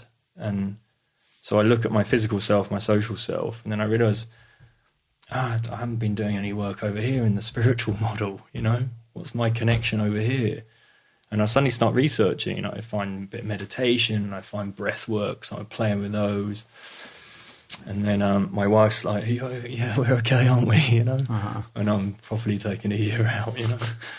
And I'm like, look, I think I'm going to go to Peru, and I think I'm going to go and stay with a shaman. You're going to do what? I said, this thing, ayahuasca, keeps popping up, Katarina. I don't know in what the it middle is. of, like, we don't know how we're going to pay the bills. Yeah, exactly. And I'm throwing that one out there. And she's like, well, okay, so what's going on? I said, well, I've been researching it. 3 people in the same week I've been researching it suddenly just send me a message saying, Tony, have you heard about this ayahuasca? And first of all, I don't know how to pronounce it. I'm like, what, you know? So anyway, I'm going off this path, and I said, look, I'm 40 in a year's time. I think for my 40th birthday, I'm going to basically go and do this ceremony. I'm going to go to Peru. I think it gives me plenty of time. But in the meantime, I'd basically I was looking at hiring a friend's house, which was in the Cotswolds. And for my same 40th birthday. Your birthday, yeah. But would have meant the same social tribe, the same alcohol, the same drugs, the same people. Yeah. Rocking up at the same events. I'm like, I've got to cancel this thing. I've got to explain to this couple I'm not coming. And they're friends of mine, right? So I just like, I'm sorry messing you around. I'm going to cancel the house. I'm not going to use it for the 40th. And they were like, what's going on, Tony? What's happened? I said, got a different kind of party in mind. Yeah, I decided I'm going to go to Peru, man. I'm going to go and stay with a shaman and Tony's drink lost the ayahuasca. plot. And they were like, no, you don't need to do that. No, we've got a guy. He's here. And we're doing a ceremony in 6 weeks' time. At the same house. No, somewhere else. And they're like, don't worry about it. It's on us. Right. Wow.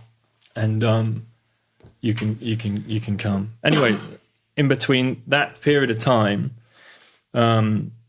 this guy rocks up at my door, and he's from LA, and he has of course, foot injuries, right? Stuff going on with his feet, and he's just in trauma around his feet. I've heard you're the guy to come to, and so we do 2 hours together.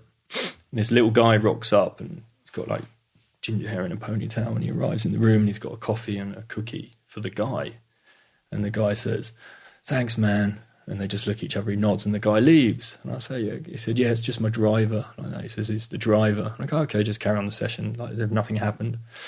The guy leaves. Another guy rocks up, and he said, "Oh, I've got your details from the guy who's just come in. Is there a chance I can squeeze an appointment from you? He lives in Ibiza, this guy." So yeah, okay. So we do a session together. We move around for a bit. He said, "Look, if you're ever thinking about coming to Ibiza, let me know. I have a house, and we can do a retreat." And so and so. And I said, "Yeah, I've looked at doing a retreat in Ibiza. I found this guy, and they have an amazing house. But I'm just not ready to do it yet." So anyway, 6 weeks fly by, and I'm then turn up at this house. They give me the details of this house, and it's down this country lane, and these electric gates open up, and it's like this mile-long drive, go through this country estate to get to this massive pad in the country. And I walk in, the first person I bump into is the guy from Ibiza. The guy with the cookie? No, this is another guy. Oh. So this is the Ibiza guy, and he's the one who says, "Oh, if you're thinking about holding a retreat, come over." And then he introduced me to another guy who turns out to be the house that I was going to rent in Ibiza, right? So there's 2 people. It's like all coincidences, right? They're all there at this space. Then I walk through, and then everyone's like, "Oh, have you seen so-and-so? This is the guy that owns the house." And they're like, no, he's not very well. He's gone to bed, and he's not feeling very well. And I'm like, okay, I'm going to go and crash. I'm feeling just a little bit edgy about the ceremony, a little bit nerves there. It's my first ceremony, and I'm with all these seasoned ayahuasca spiritual kale drinkers. And I'm thinking, right, okay, I'm going to have to sleep. I feel great in the morning.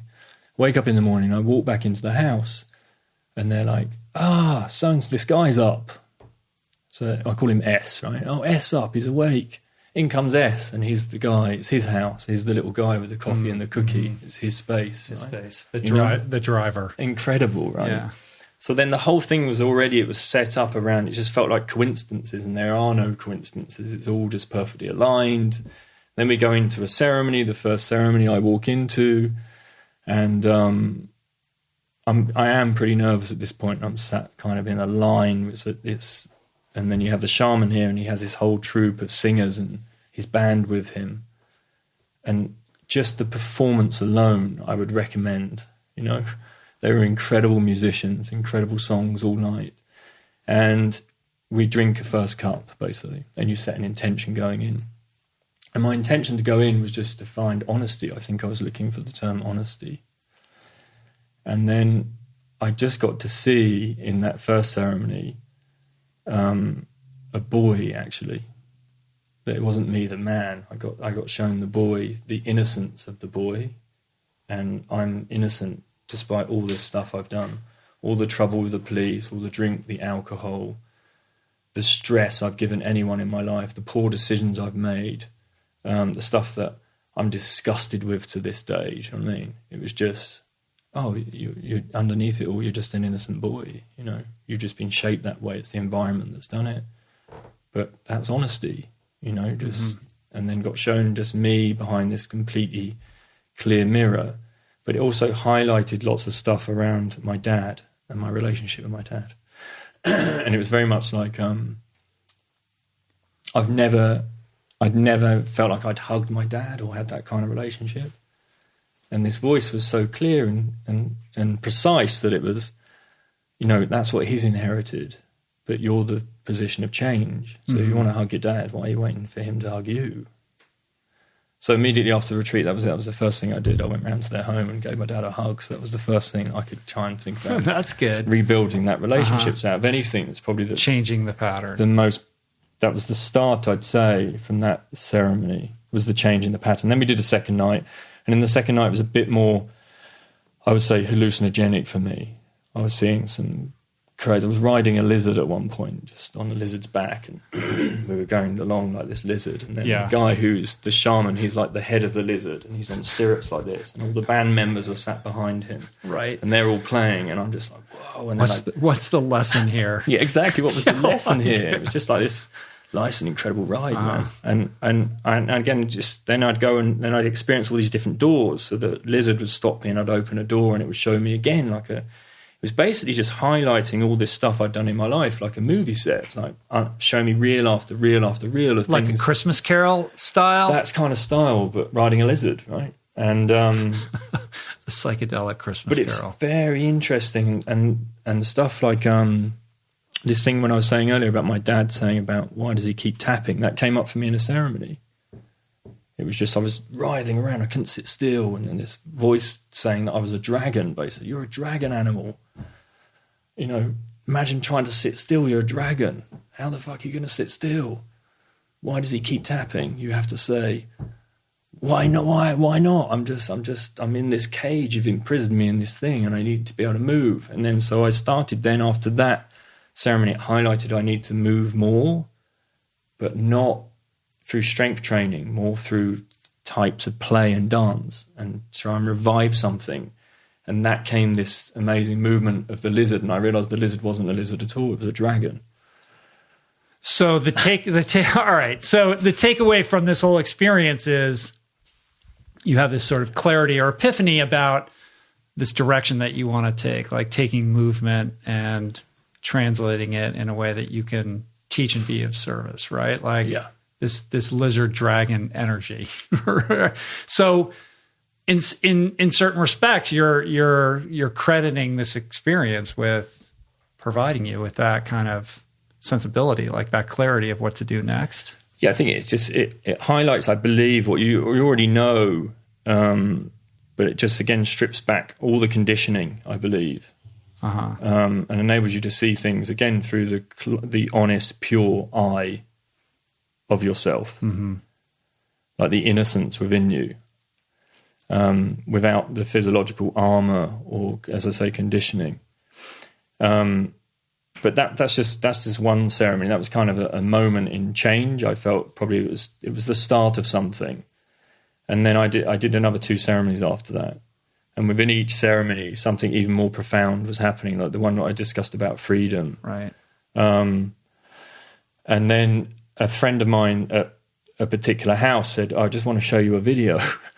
And so he showed me this video, and I said, what is it? And he said, that's me. And I said, what? And he's basically curled up on the ground, and he's just like clawing at the earth and screaming, clawing at the earth.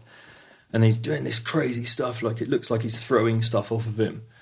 And then eventually he stands up and he's just like this, and like roaring, like this primal roar, but with his chest shooting up. And I was like, what the fuck? What is this? And he was like, I smoked this venom. Oh, it's the toad energy. So I smoked this toad. Okay. And he said, and I know this guy, I've worked with him for a period of time, and he had this like kyphosis in his mid-back, so he had this quite strong curvature. And it didn't matter what we did. We'd do as much mobility work, as many thoracic extension things, hanging, overhead squatting. There was still this bit that needed to unravel. And so his explanation of what's going on in the video, because someone's just recording it, is that the moment he inhaled, he went off to this space. And he was just surrounded by tribesmen of thousands of years all around him, and they're pinning him down on the ground and holding him down. And he was trying to throw them off him, and then he's clawing at the earth and trying to make his way out. And then eventually he stands up and he's thrown them all off, and he's just there roaring, and they accept him into the circle. So he's had this amazing masculine rite of passage at that stage. And before that, he would have said he had a problem with masculinity. And it was almost that's what he needed within that exact moment. That's what he got through that ceremony. And his back altered. His back altered in a 20-minute experience with 5-MeO DMT. He straightened out his back. Straightened out his back. And that's where we always treat things on a physiological level. We look at things only on a physiological level. And we think we know yogi practice, and we think we know these things about the forms and the postures. But really, in that real deep spiritual component, you can address so much as well. You know, like his physical shape just changed. It was just unbelievable. So for me, I just needed to know when I can do it. How did you? Yeah. So you're like, give me the toad. Yeah. How do you make sense of that experience and the kind of 3-dimensional, impact that it had, like on his spine? Like, how do you How do trauma you again? do that I think I see it in. So I can only coach it through what I know, because I don't personally work in that realm. I don't work with medicine, so I can't explain it from their side. I can explain it in stuff that I teach, like play. So I was teaching at a big yoga festival, and I was headlining, so I was a speaker coming in, and then they wanted me to put this session on. So I rock up with my girls. So I rock up with Lola and Millie, and Tallulah, I think, was really young then, baby, in the sling. And I walk into this, what was a converted barn, and I go into the barn, and I have to address the yogis who have put all their mats out, everything really pristine, and they've lined everything out, and they put their cushions out, and everything's really, and all their shoes are at the back. And I said, I hate to disappoint you all, but I'm not a yoga teacher. I don't do yoga, but this festival is called Yoga Connects, and let's put yoga to one side, and I'm going to teach you all about connect and how to find connection through movement and play.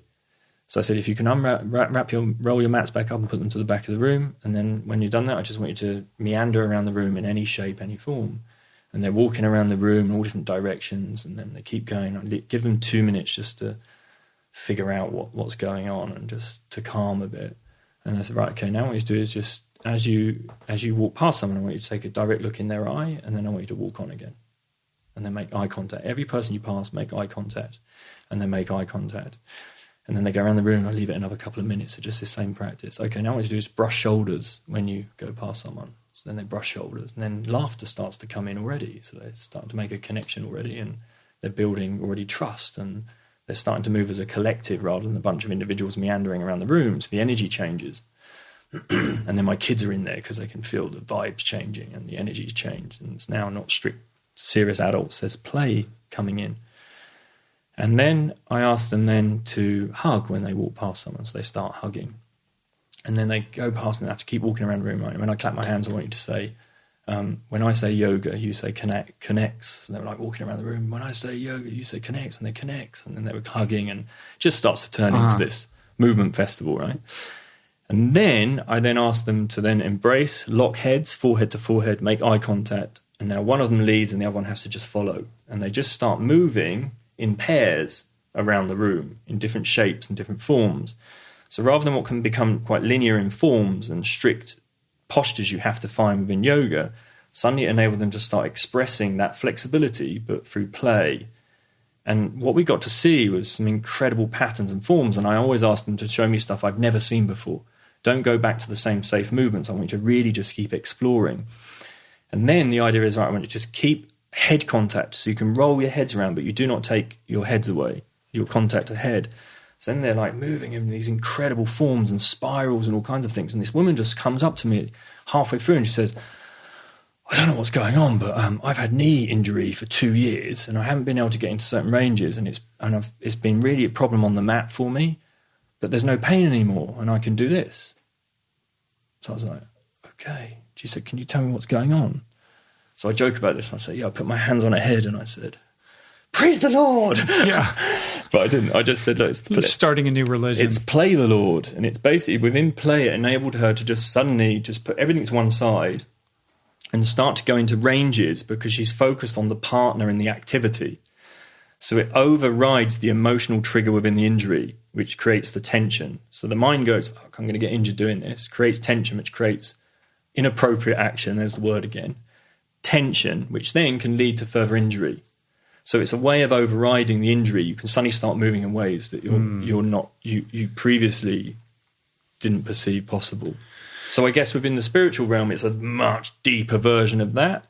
But with him, there would have been some kind of trauma in that mid-back that would have come from, I guess, very early years. And it was an opportunity to lift the lid off that intellectual brain and allow the emotional trauma to get out. That's my perception of it. Yeah, I mean, when I was listening to you tell that story, I'm thinking about the rigidity with which we, kind of live our lives. And, we're up in our heads, 95% of the time. And in order to get people, out of that modality and operating differently, to let go of kind of that protective armor, you have to turn the heat up very slowly, right? First, it's just walk around, and you have to get them used to that before, you're slowly, boiling that frog over time, right? And then before they know it, it becomes an unconscious thing, right? But you have to override the intellect in order to like connect with, the heart in a deeper way. Yeah, and then you get all the amazing happy hormones, right?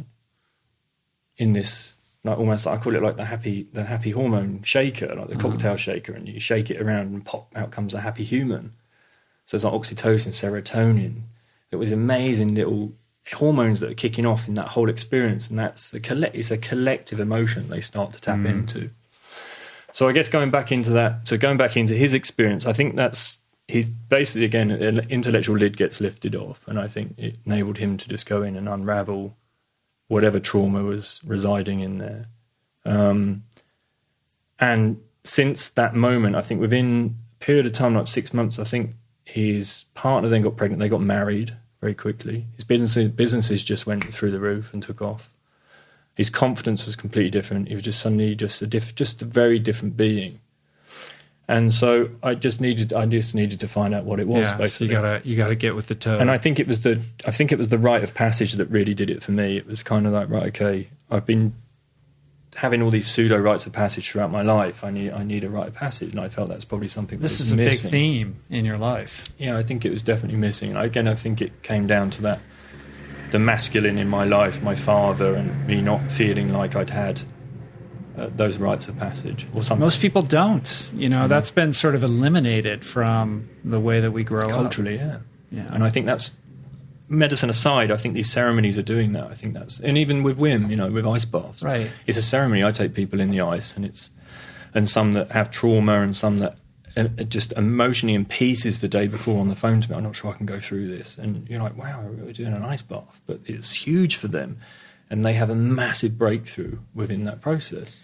Well, I think whether it's what you do or Wim Hof or ayahuasca or like Spartan races, like people are looking for, whether you want to call it a rite of passage or just an authentic experience where they're challenged in a visceral way out in nature.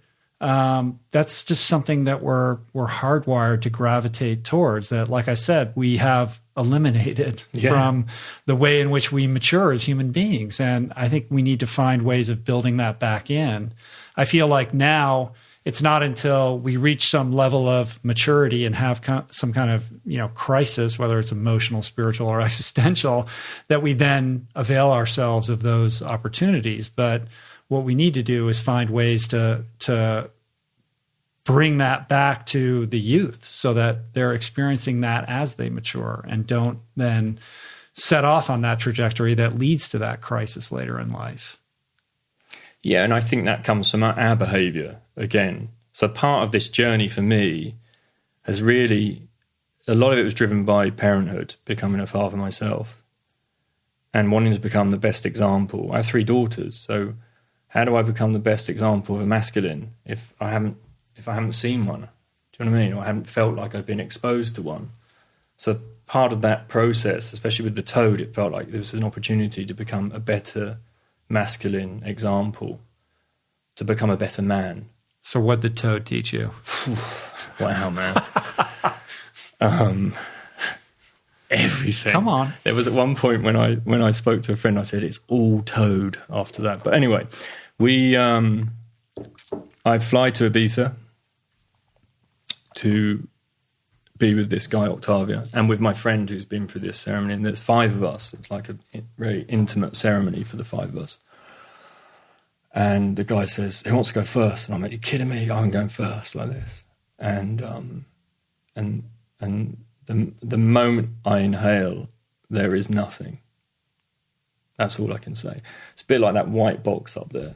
I basically just enter that. A bit like Mike TV in a white box. But I can't recognise T or Tony or anything because there is no Tony anymore. I'm just part of the whiteness.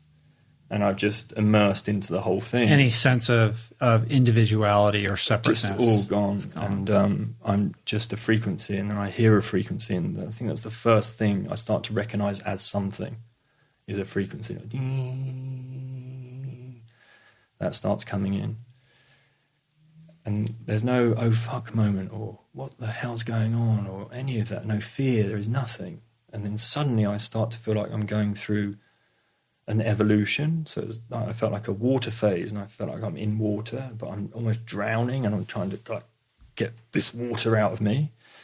And then I go through more of a reptilian phase, and I feel like I'm then moving through that. And I wound up like this, like I was in shackles, like I'm shackled, but half bear, half human in a way, like really interesting. And I tried to find an image of it after that, and I came up with like a white human man, polar bear type thing. It's like really interesting. And then in the video that I get to anyway, so then I'm roaring like this and in my head, and I break free of these shackles, and there's a roar that comes out of me that I felt almost like a really satisfying burp, like it feels amazing that. But it was the roar, and the roar was like, ugh, and then every time I did it, it just felt so amazing, like it was something I didn't know I could even do, or almost I wasn't allowed to do it. And suddenly someone's now given me the freedom to roar, it's suppressed or something, which I guess aligns with the shackles, or whether they're reincarnations or something. I don't know. Incarnated as a bear or something. I don't know. Lives maybe, and I've gone all the way through this evolutionary model and experienced every little detail of it as growth. And then I get to see the video, and the video was it's terrifying because you can see the moment I inhale, and I'm a strong guy, but I just crumple into this, just almost like I've died on the ground. My hands are curled up, my feet are curled up, and I guess I've gone back into like that fetal position, but the trauma of the fetal position all curled in with my feet and my hands.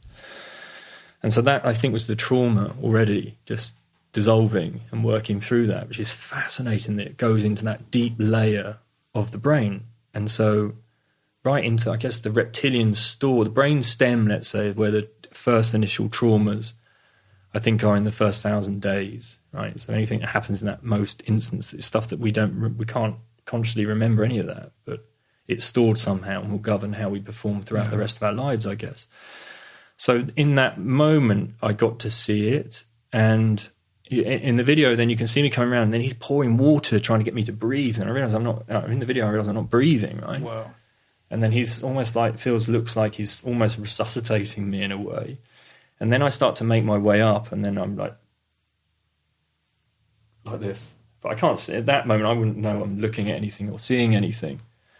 And then I stand, and then you can see then I'm going through this process of these arms out. I'm then looking up. My chest is exposed to the sky, and I'm screaming almost at that point.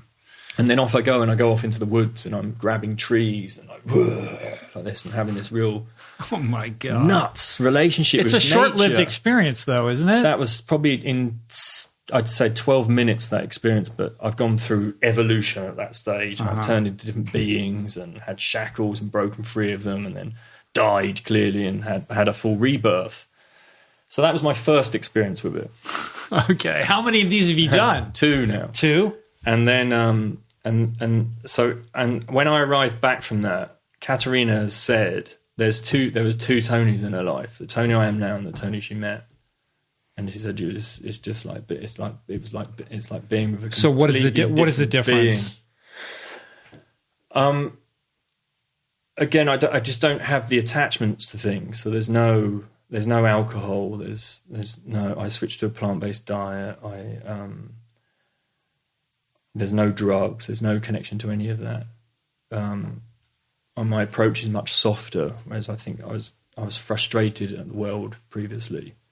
And I had someone come in to see me who had a stomach cancer, and they were given a matter of days to live, and they removed like a huge 80% of his stomach or something.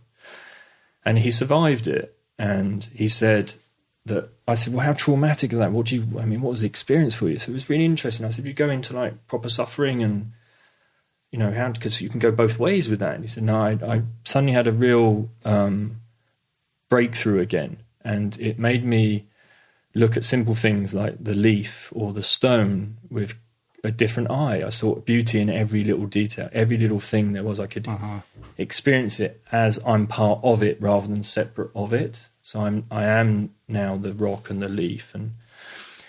But then I also just saw his wife, and he said, the thing is though, I don't know what's the matter with everyone. Everyone's so miserable. He said, you know, I just see all this beauty and everything. And my wife, she's so bloody miserable like this. And I was like, wow, man. Okay, I get it. I said, I was there. I had that. I reached the frustration stage.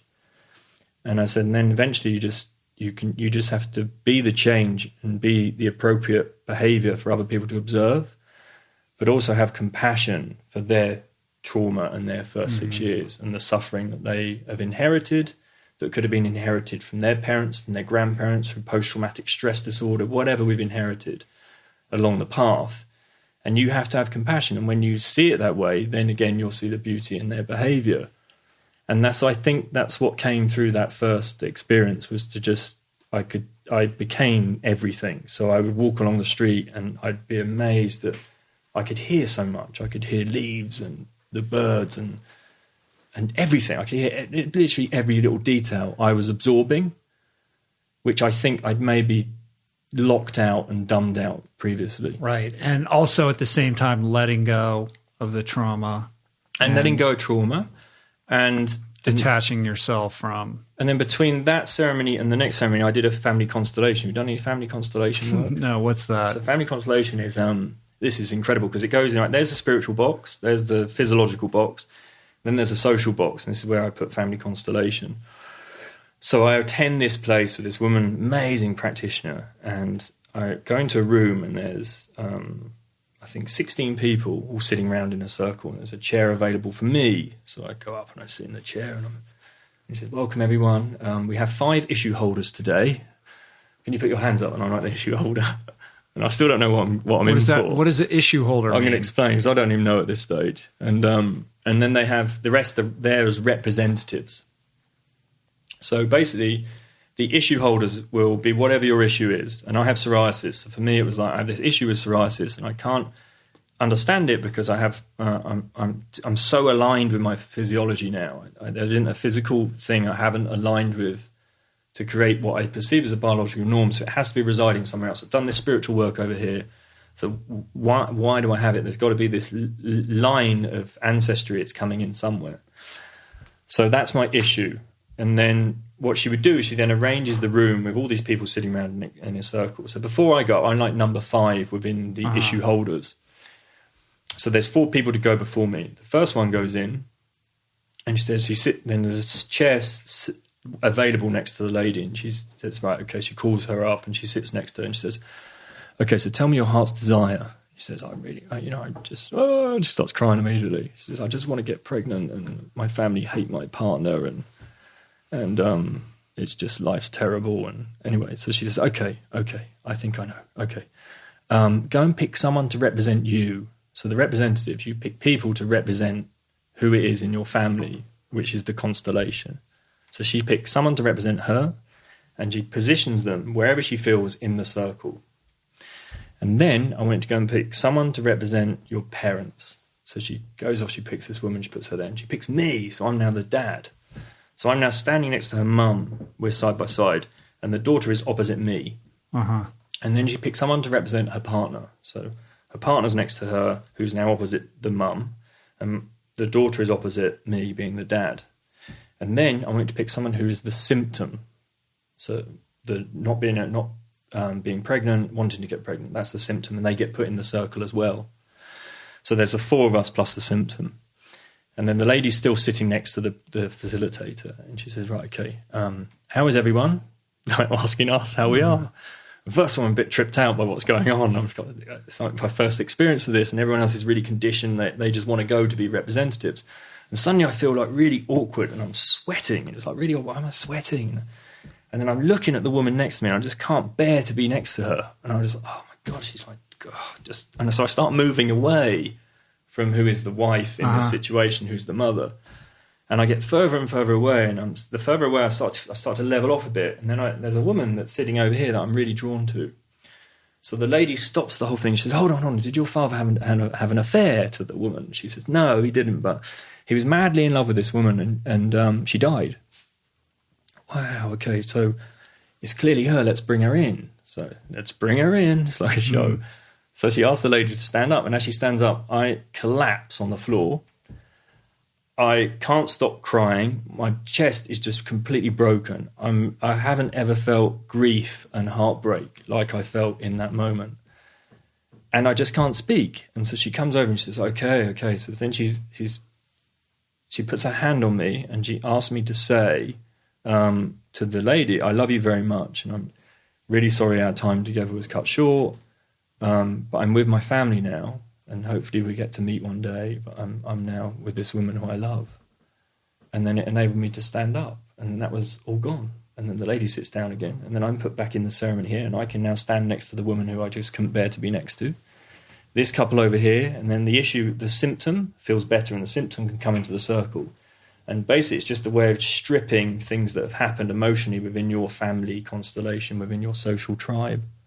So what do you make of that when you had that visceral emotional experience channeling, this other human being through your body? Well, firstly, I wanted to know how she was going to clear it. Yeah, and so, there's any smudging over here. Can I have it? You legitimately collapsed in grief. Yeah, so she basically just goes through clearing with you. But then you see suddenly within the room for the process, the next 4 people, it's the same thing until it's my turn to rock up, And so in the lunch break, I remember these people, I felt like they had so much trauma going on around them. So in the lunch break, I'm off, and I came back in and I said to the facilitator, I said, you know what? I just don't think I've got the trauma like these guys. I think maybe you should let someone else go. It would make more sense. Someone that really needs it. I just don't feel it. She went, we'll see. And then I'd sit next to her. The moment I sit next to her, she said... The person who says that is the person who's repressing the most. Yeah. So she puts her hand on my knee and she just said, tell me about your dad. And I was like, wow, this is incredible. So I just said, look, we have this relationship and I love him very much, but we just didn't have this real connection. And okay, that's enough. Go and pick someone to represent you, someone to represent your mother, your father, and the symptom. So we arranged this thing where I'm next to my mum like this, and my dad's here, and the symptom's here, and they're opposite. And so then she then says, right, okay, how does the symptom feel? And the symptom's like, well, I feel like he's like really on a lonely island over here. So she starts to then say, okay, let's bring the parents in, the grandparents of my dad. So they bring the grandparents in, and my grandmother then is standing next to my dad like this, and his dad's over here, so they're not connected. But then my mum, I've then hidden behind me. So my mum doesn't have a direct line to my grandmother. And there was some grief there between my grandmother and my mother somehow. Anyway, my grandmother has psoriasis. My dad has psoriasis. And then they're like, okay, let's bring 2 more people in. It goes all the way back until eventually there's one person at the back here. And I suspect it's something to do with being a Nordic Celt. But anyway, whoever it was, there was something going on between the paternal line that they've got someone pregnant. Now, that could be anything at that particular time. But it looked like they're the one with psoriasis. And psoriasis was the paternal proof within the family that it went through this constellation. That's what came out of that ceremony. But you're still dealing with it. Yeah, but not to what it was, you see. It went into, I think within a week of that, it went into full remission. I didn't have any psoriasis. Make sure you're talking to that. Cool. So there was nothing. And did that woman get pregnant? I don't know. Oh, you got to find out. No, because it's one of those things that you basically step away from. You don't have any connection afterwards. So then between that, I then go to, I then rock up at the next Sonoran Desert Toad ceremony, which, so from that ceremony, from the family constellation, it's like the relationships in my family got a bit shifted after that. So my relationship with my mum wasn't so intense. It was much more relaxed. The relationship with my dad softened. My sister and my mum suddenly really connected more than ever. So they're now living a very different life where they're very involved together, which they weren't before.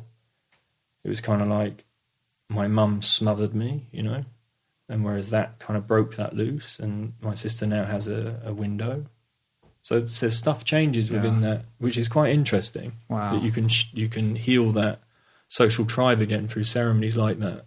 So it's a form of psychotherapy, basically. Yeah. And it has ties to Zulus where they'd ask ancestors for permission for things. And so, yes, going back to then the next ceremony with the toad, it was at a friend's estate. And there was a large number of people there. So it's like we'd arranged a ceremony of like 20 people and all different things happening. And so they then said, look, who wants to go up? And I was like, you kidding me? Yeah, I'll go. And so this time, everyone in that ceremony pretty much hit the deck. So they go through the same process of being on the floor and then evolving. But I didn't.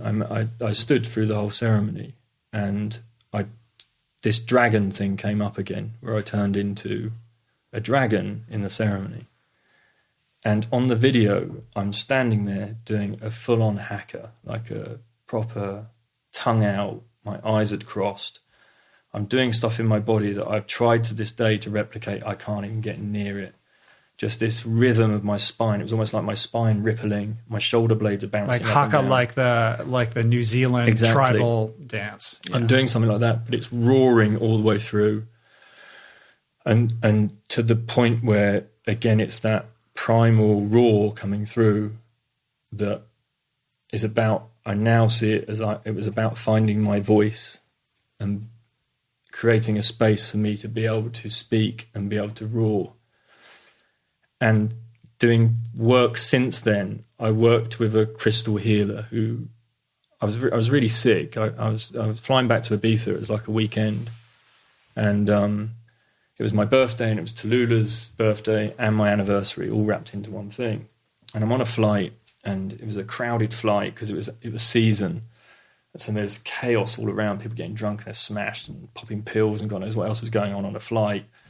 And I'm just sitting there, just want to get back to my family. And this woman kept leaning over me and breathing like God knows what in my face. And I just want to get through this. And I just put blindfold on and just like, I go to sleep.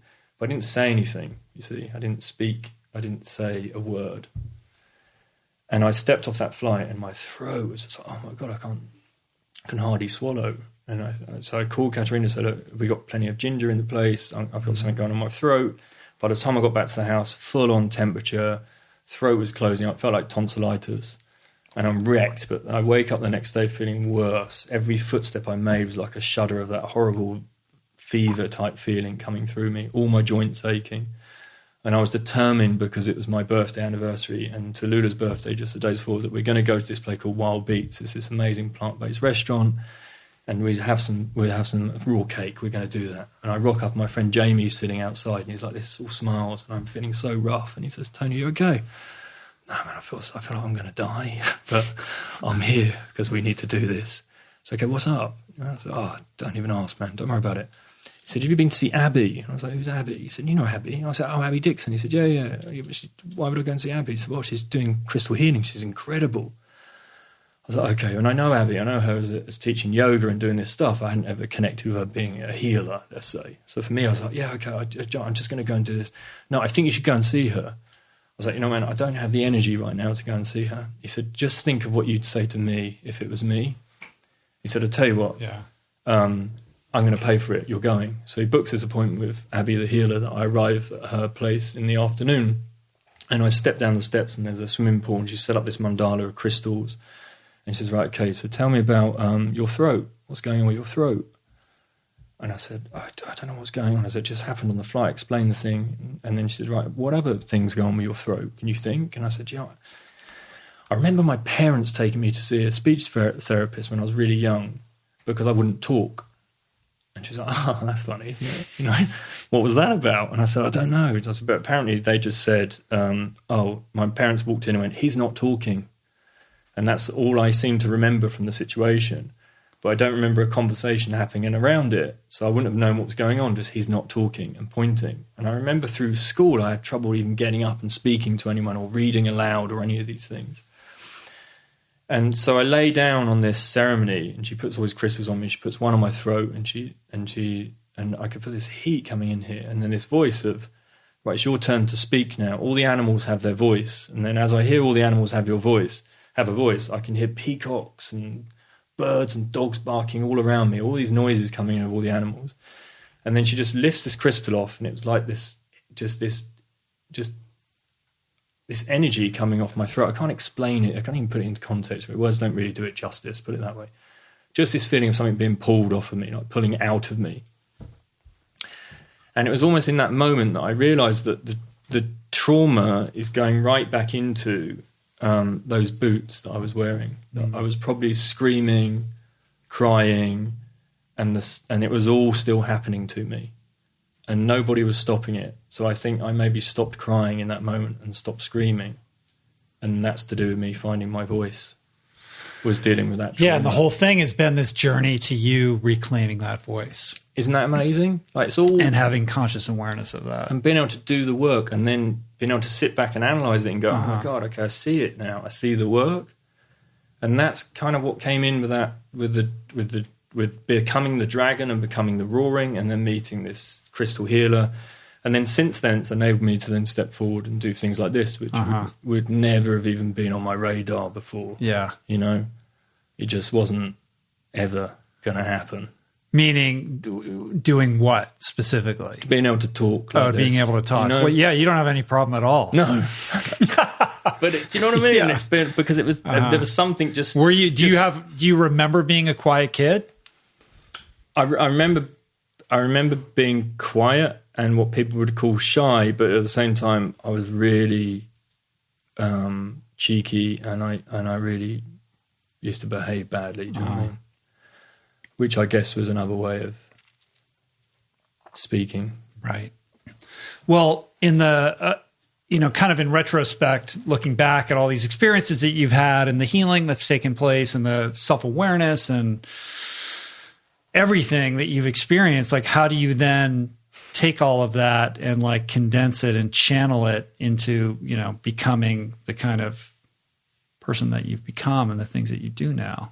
Well, I think that's the easiest part, because it's just about becoming and being, and once you strip all that stuff away, then realize that you can live authentically. You can actually be it. So I had all the knowledge. I had everything. There wasn't a thing I didn't know about this physical, social, spiritual experience.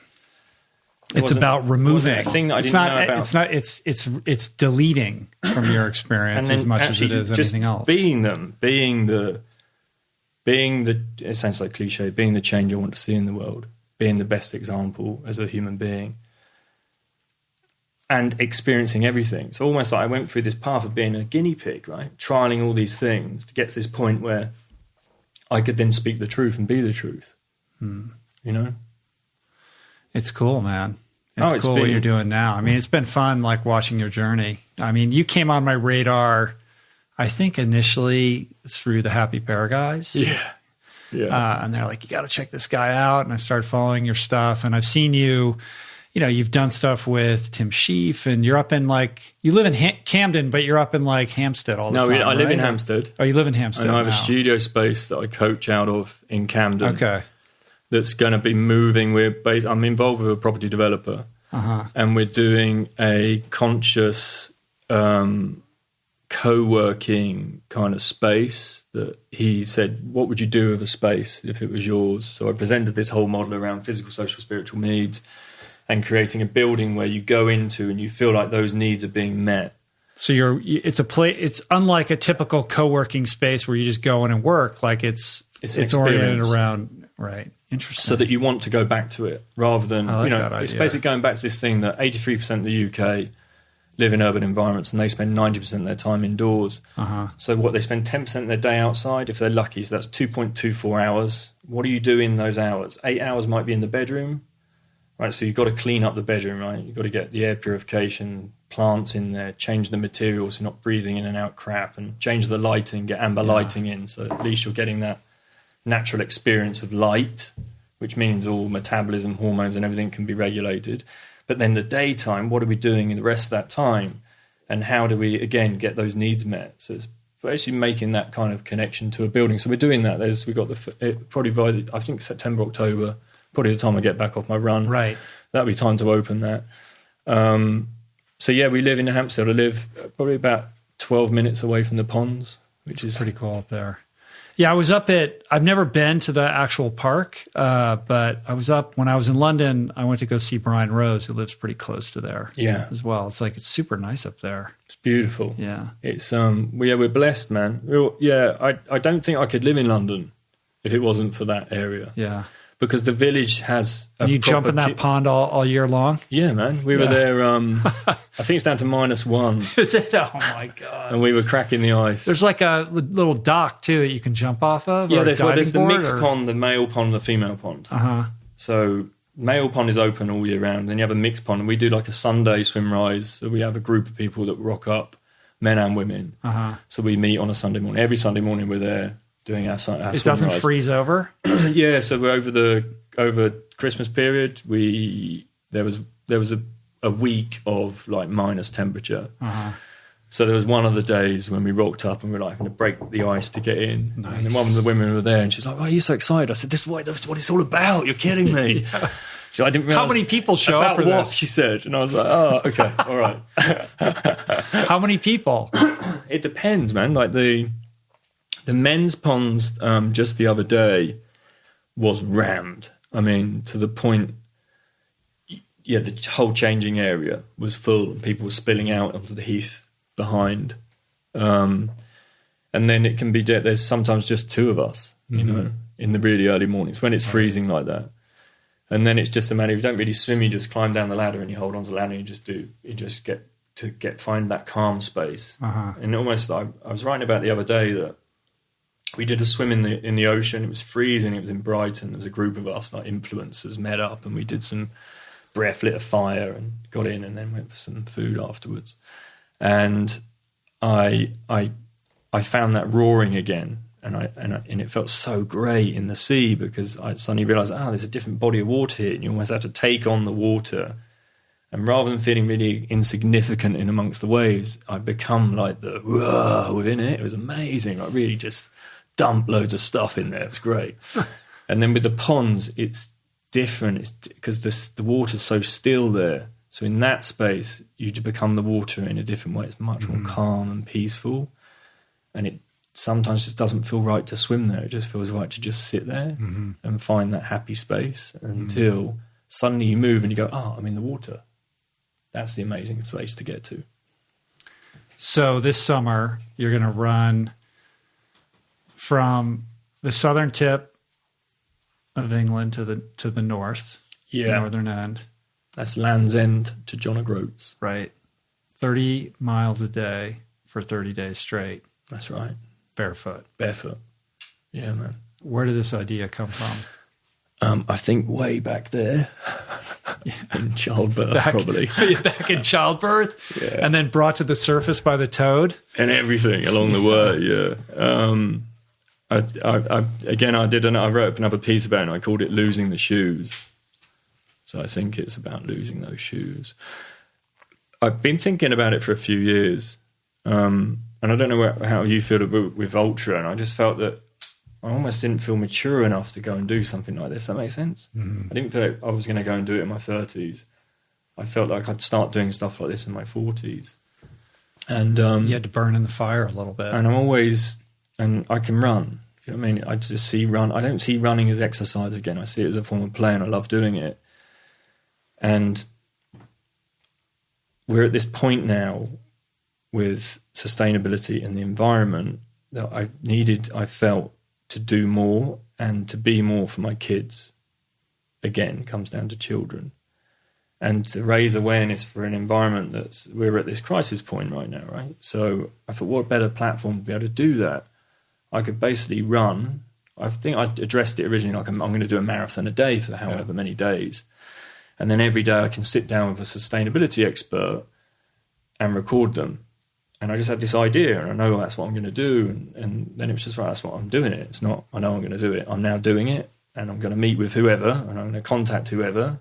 And then whoever I've contacted so far, you say, are you kidding me? Of course we're in. And it's just growing that way, or organically, really, just from that seed, that original thought of. Have you lined up some cool sustainability experts to talk to? Well, actually, I contacted Zach after listening to Zach's thing. So we're going to do, of course, I'm not expecting to fly over for a sustainability talk. So we're going to do a virtual one with him. Nice. I also want to now get Greta on board. You know, it's Greta Thunberg. I think that'd be amazing to be able to get her on the path. I think for my kids as well, because they're really inspired by her.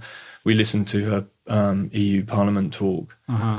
And the girls were like, "Oh, this is amazing!" So we went straight to Extinction Rebellion after that. Took the girls, so they could experience that and experience the energy of it. And then Extinction Rebellion, so they're coming on board. Surfers Against Sewerage, which is Hugo. Then I've got some sustainable fashion experts. I want to kind of cover that. So I'm going to go really everywhere with it. And are you going to document it, video the whole thing? Yeah, and then I had a lady approach me through Instagram, DM me, and just said, "Oh, I've got this film producer friend of mine, film director, and he wants to make a documentary out of it. He loves the idea and the concept of it." So that's what's happening. Cool. And then I've got a few sponsors, and then Vivo are on board as well. So Vivo Barefoot are on board, which is a strange sponsor as I'm not wearing any shoes. But as we've sat down and discussed, it's not really about the shoes. It's all about, for me, it's lifestyle outside that. So it's almost like don't run in their shoes, live in their shoes, because the idea of living in their shoes means that your feet aren't going to be compromised when it does come to you running. Whereas most people have this feeling that I can just wear whatever footwear and I'll put a pair of barefoot shoes on and I can expect to run like hunter-gatherer. So it's the opposite. It's almost like you're better off just ditching that and wearing shoes that are going to create a foot shape. Is Ross Edgley going to come out and run a little bit with you? I'm going to contact Ross. The Happy Pair, of course, I'm going to invite. Of course, yeah. And I'm hoping you're going to come over as well. Yeah. So what are the dates? When are you kicking this thing off? It's the 1st of September. Oh, okay. Until the 30th. Gotcha. Yeah, man. Might be able to make that work. Please do. Yeah. I got to pop in on Mike Posner's Walk Across America first. Yeah. So I told him I would do that at some point this summer. I don't know. But like, that's pretty tempting. That sounds cool. I hadn't heard of Mike Posner until your interview. He's so great. And we've been playing his albums ever since. Yeah, he's incredible. Really great. Yeah. What a musician, huh? He's a beautiful guy. Yeah. And he just started his walk. Like, I think he's in New Jersey or just left New Jersey. I don't know. He's, 5 days into it or something like that. It's pretty cool. So where does the we got to wrap this up soon, but where does the whole plant-based diet thing fit into all of this for you? Well, I went down a path of when I went into my retreats to start with, in the space I had and the gym facility I had, and it was all around finding what works in nature in theory. Like, what is the natural beings of the planet? What is it they're doing? And so we went down this theory of primates, hominin, hunter-gatherer, farmer, zoo-human, human laboratory experience. And then going through that as a nutritional guideline as well, what were they doing? So primate is, say, 95% plant-based, 5% chimpanzees and bonobos, the ones that are our closest cousins, let's say. They still eat insects and they occasionally hunt for monkey, right? And it's like a spiritual thing, social thing that they gather and they do, and it creates social order and their roles are established. It's quite an interesting one. There's a book called Hunting Apes.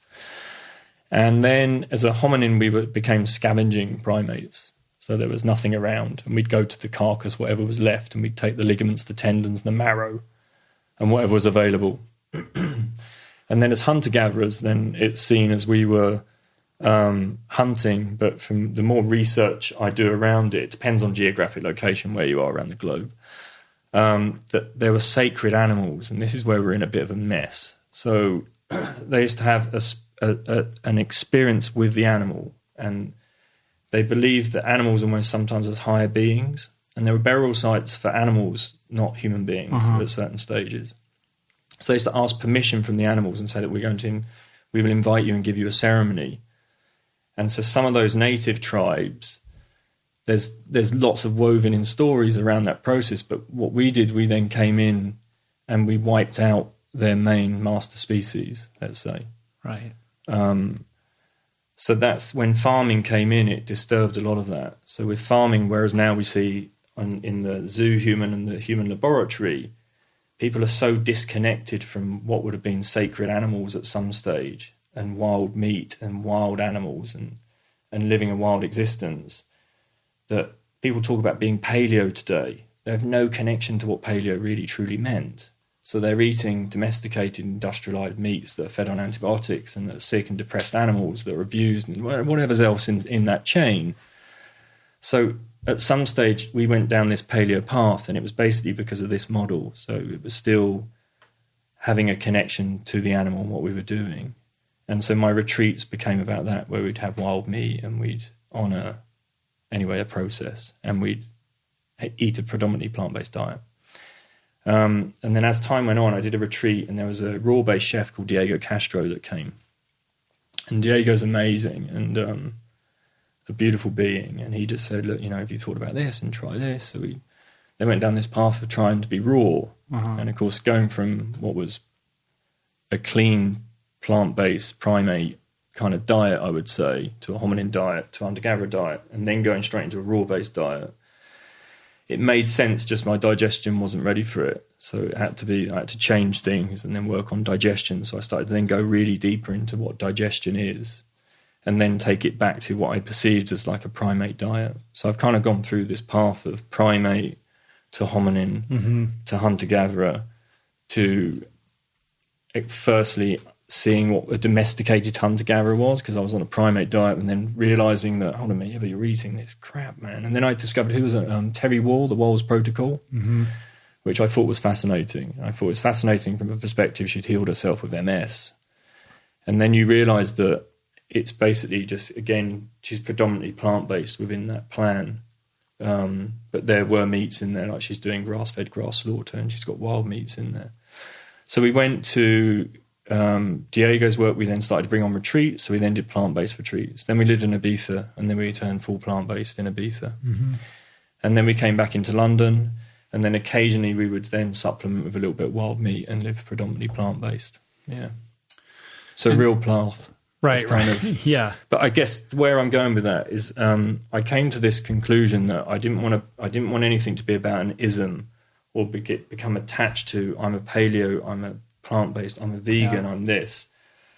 And so I see things differently within the nutrition world now. I see things like I wanted to get to a point where I understood what I needed to eat innately almost, and it was what I feel is what those hunter-gatherers I'm talking about, who had these ceremonies and sacred rituals, they were predominantly plant-based again, but they would understand what it is they needed. So in foraging, it's the same experience. They're moving through a landscape, becoming in the landscape and being these amazing beings and connecting to exactly what they need, a bit like any other animal that will eat another animal's poop because it needs some kind of bacteria within it. So they innately know what they need, given the chance, given the opportunity to be wild. So it became about fasting for me. It was the quickest way to kind of achieve that. So I went for a bit of fasting. And then I did my sensory genomics test. My genomics test, 23andMe I did, and then I had someone read that. And there was some obvious stuff in there. And then I did some blood work. And then I did my microbiome. And then I did my dosha. So I kind of got an understanding of what the energy type needs, what the bacteria needs, what the cells need. And what have I done there? For me, I've tried to get this understanding of what Tony needs. And so if each and every person understood exactly what they needed, I think it'd be very different, and we wouldn't have labels for anyone, and we wouldn't have thousands of books on shelves trying to basically convince people what they should and shouldn't be eating. And I think it's sheer arrogance to tell someone what it is they need to eat, because nobody knows what an individual person needs to eat, because we're so almost removed from it. So I think for me, it was about getting, the cleaner I could get my diet, the more I understood exactly what it felt like I needed to eat, and the more in tune I could become with that innate ability. So I think for everyone to move towards a plant-based diet, to clean their diet up, and fasting, if it works for you, I'm not going to tell anyone right now, I'll go and fast, because it's a protocol, and I think you have to have someone with you and guiding you almost and understanding it, or go and see someone that can coach you through that process. But I personally feel that those are probably the best things you can do for yourself, is to have an understanding of what it is directly you need as an individual. And that works around the way that you move, the way that you sleep, and the way that you eat, and your own individual digestive system. Long answer. But what I would, why am I not able to talk?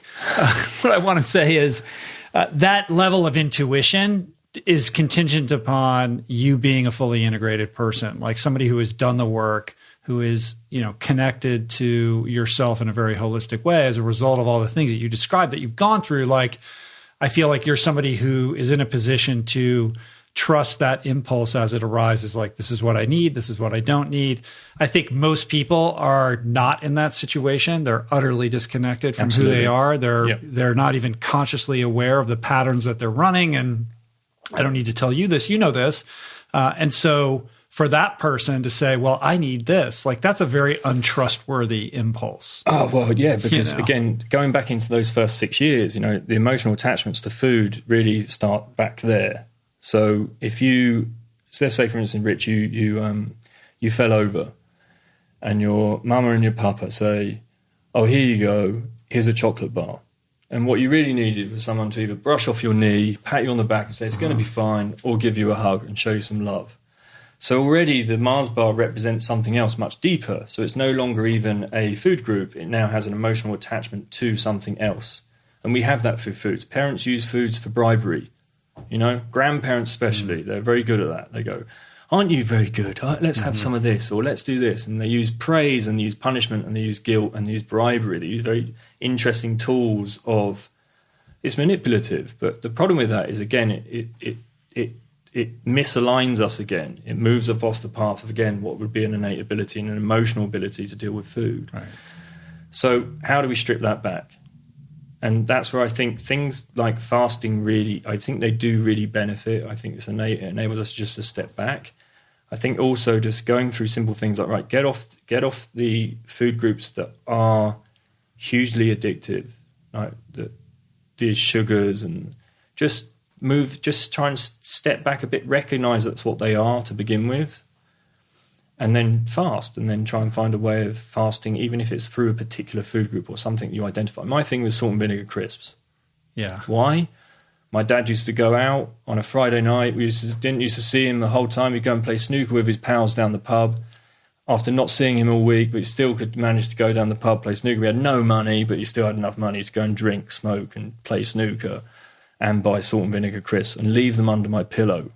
So I'd wake up in the morning, I'd have salt and vinegar crisps. And it was in that one moment, those salt and vinegar crisps meant love, right? Do you understand? So the hardest thing on my whole path was actually salt and vinegar crisps. Well, they're also just the perfect combination of salt and fat and texture. Yeah. But it's fascinating. Yeah. It's like all wrapped up in one thing, you see, because it means so much.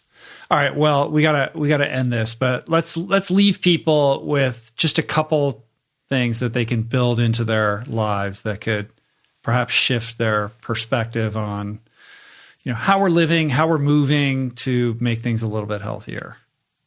Yeah, it goes back into what I said earlier. Like, we can't all live in nature, but it doesn't mean we can't live naturally. So, the bedroom, we spend a large portion of our time in that one room. I have one person I spoke to, and they've had their house for 30 years. They've been sleeping in the same room for 30 years. That's the same linear experience. Zach's work, same microbiome experience in that same environment. So I would look at that one space to begin with. How do you clean it up? How do you bring more nature into that space? So you can have plants, you can put air purifiers in there. Clean up the air, I think, is one of the biggest things you can do for yourself, because there's stuff that's being kicked out from the paints, the mastics, the glues, the carpets, the mattress, all the soft furnishings that are all neurotoxins, right? And if you understand sensory genomics, you understand that depression, Alzheimer's, dementia, all these things that basically can be coming through neurotoxins. So that's one thing. I would look at cleaning that up. Then obviously the materials that you use in your bedroom. So if you have the money, go and buy stuff that's more of a natural fiber if you can do it. Lighting. There's some really great stuff out there. You can buy, even just for bedside lamps. You don't have to do your main bedroom light, but you could do bedside lamps. There's one company called Aura Glow, and it's just a simple remote control. Pop them in. You can put them on strobe for the kids so they can party. You can have blue light, amber light, purple light, whatever you want. But my advice is to put them on amber. Why is that important? So we could look at 3 geographic locations of hunter-gatherers and study them. I think there was one study is 33 members of a tribe studied over 222 days. How long do you think they're all asleep together? It's like 18 minutes, right? Over that length of time, 33 members. So not one of them is getting 8 hours sleep. They sleep between 5.7 and 7.1 hours. And they do through the polyphases, almost like they're in their real REM sleep, which is the most important stuff. But in the lightest part of their sleep, they're up. And they're tending to the fire, looking after the young, fixing tools, smoking and partying. And then they go back to sleep again. And then they reach the REM. So they do that throughout the night. Like a polyphasic approach. Exactly. And that's in 3 separate geographic locations. They've studied that. And so what's different? What's different is air temperature. Right? You're sleeping in tents. We know that. So the air temperature is different. The lighting is different. The air quality is different. Right? Their daily activities are different. So they get up before the sun comes up. So they're already moving at that stage. When the sun goes down, it's not like, oh, the light's gone off, I go to sleep. That doesn't happen. It's around about 10 p.m., 9 and 10, they go to sleep. So trying to look at things like that. What's the natural environment for sleep? What happens in nature? Rather than looking at scientific studies that are formed in a laboratory, because that only gives you the laboratory experiment. That's not how it works. You need to look at nature to understand what a natural circadian rhythm is, not a circadian rhythm in a laboratory. So I'd go down that path, just try and bring nature in and try and make that more of a natural experience. Movement, okay. So if you're in an office and your HR department won't allow you to have a standing desk, again, you slide your chair away, you do some squats. I have a whole squat tutorial that we can send out to the listeners as well. Yeah, it's great. Like I'll put a link in the show notes. So we can do that. And then that gives you some tips as well of what you can be doing behind the desk. 10,000 steps. Everyone loves banging on about 10,000 steps. But for me, if you have 10,000 poor steps that might lead you to an injury, it's probably not the best model. If you're wearing compromised footwear with a dodgy heel and a pointed toe box, it's not the best model. So I would go... Most people are wearing those kind of shoes. I would cut back and just say, right, okay, what's the more natural environment for a foot? It's nature. It's creating a foot-shaped shoe. So go to minimal footwear. There's some amazing brands out there. Vivo's one, but there's others. There's some primal office wear that's come through. And it's trying to basically even get into the feeling that it's not about running in those shoes. It's about living in those shoes. And that will give you a great, amazing foundation. So if you're into all your disciplines, it could be Pilates, yoga, it could be running, what we're talking about. And it will only enhance that. Those disciplines will just get better because you'll be moving in the appropriate systems and creating the right muscle action, tendon actions for them, which means the next day you can get up and do the same thing without the tension. So there's movement and sleep. Clean up your diet. Again, high vibrational foods, keep it really clean. The cleaner it gets, the more innate things will become for you. There's another. Sleep. Rest. I think that's a good list. I think that's a good list already. Yeah, I mean, if you could master just that, you're way ahead of the curve. I'm doing a book with all this. I'm basically... You should be. Yeah, it's, at the moment, I'm just trying to find the right publisher, man, but it's basically... Do you have a title? I do, but I don't want to let it go. No. Because I know what the publishing world's like. I hear you. As long as you tell me after we stop recording. I'll tell you after, pleasure, my friend. That was amazing. Awesome, man. Thank you so much. Beautiful, thank you. If people want to learn more about this impending multi-day run or just what you're up to in general, where's the best place for them to go? My Instagram, @TheNaturalLifeStylist, and my website is tonyriddle.com. Mm-hmm. And for the run, are you going to have can people come out and run with you? Yeah, that's what we're working on. We're working on, depending on what sustainability experts coming in and what part of the journey they're going to be on, then we can map out the full route, stick the itinerary up, and then people can come and jump on board. Yeah. All right, man. And definitely everybody check out his Instagram. He's always up to crazy cool stuff, and I always learn something there. So appreciate your time today. I've already learned so much, and come back again and share with me some more. Definitely. Well, you're going to come over to September. Yeah. We can do something there. All right, man. Cool. Thanks, man. Peace. Take it easy. Let's.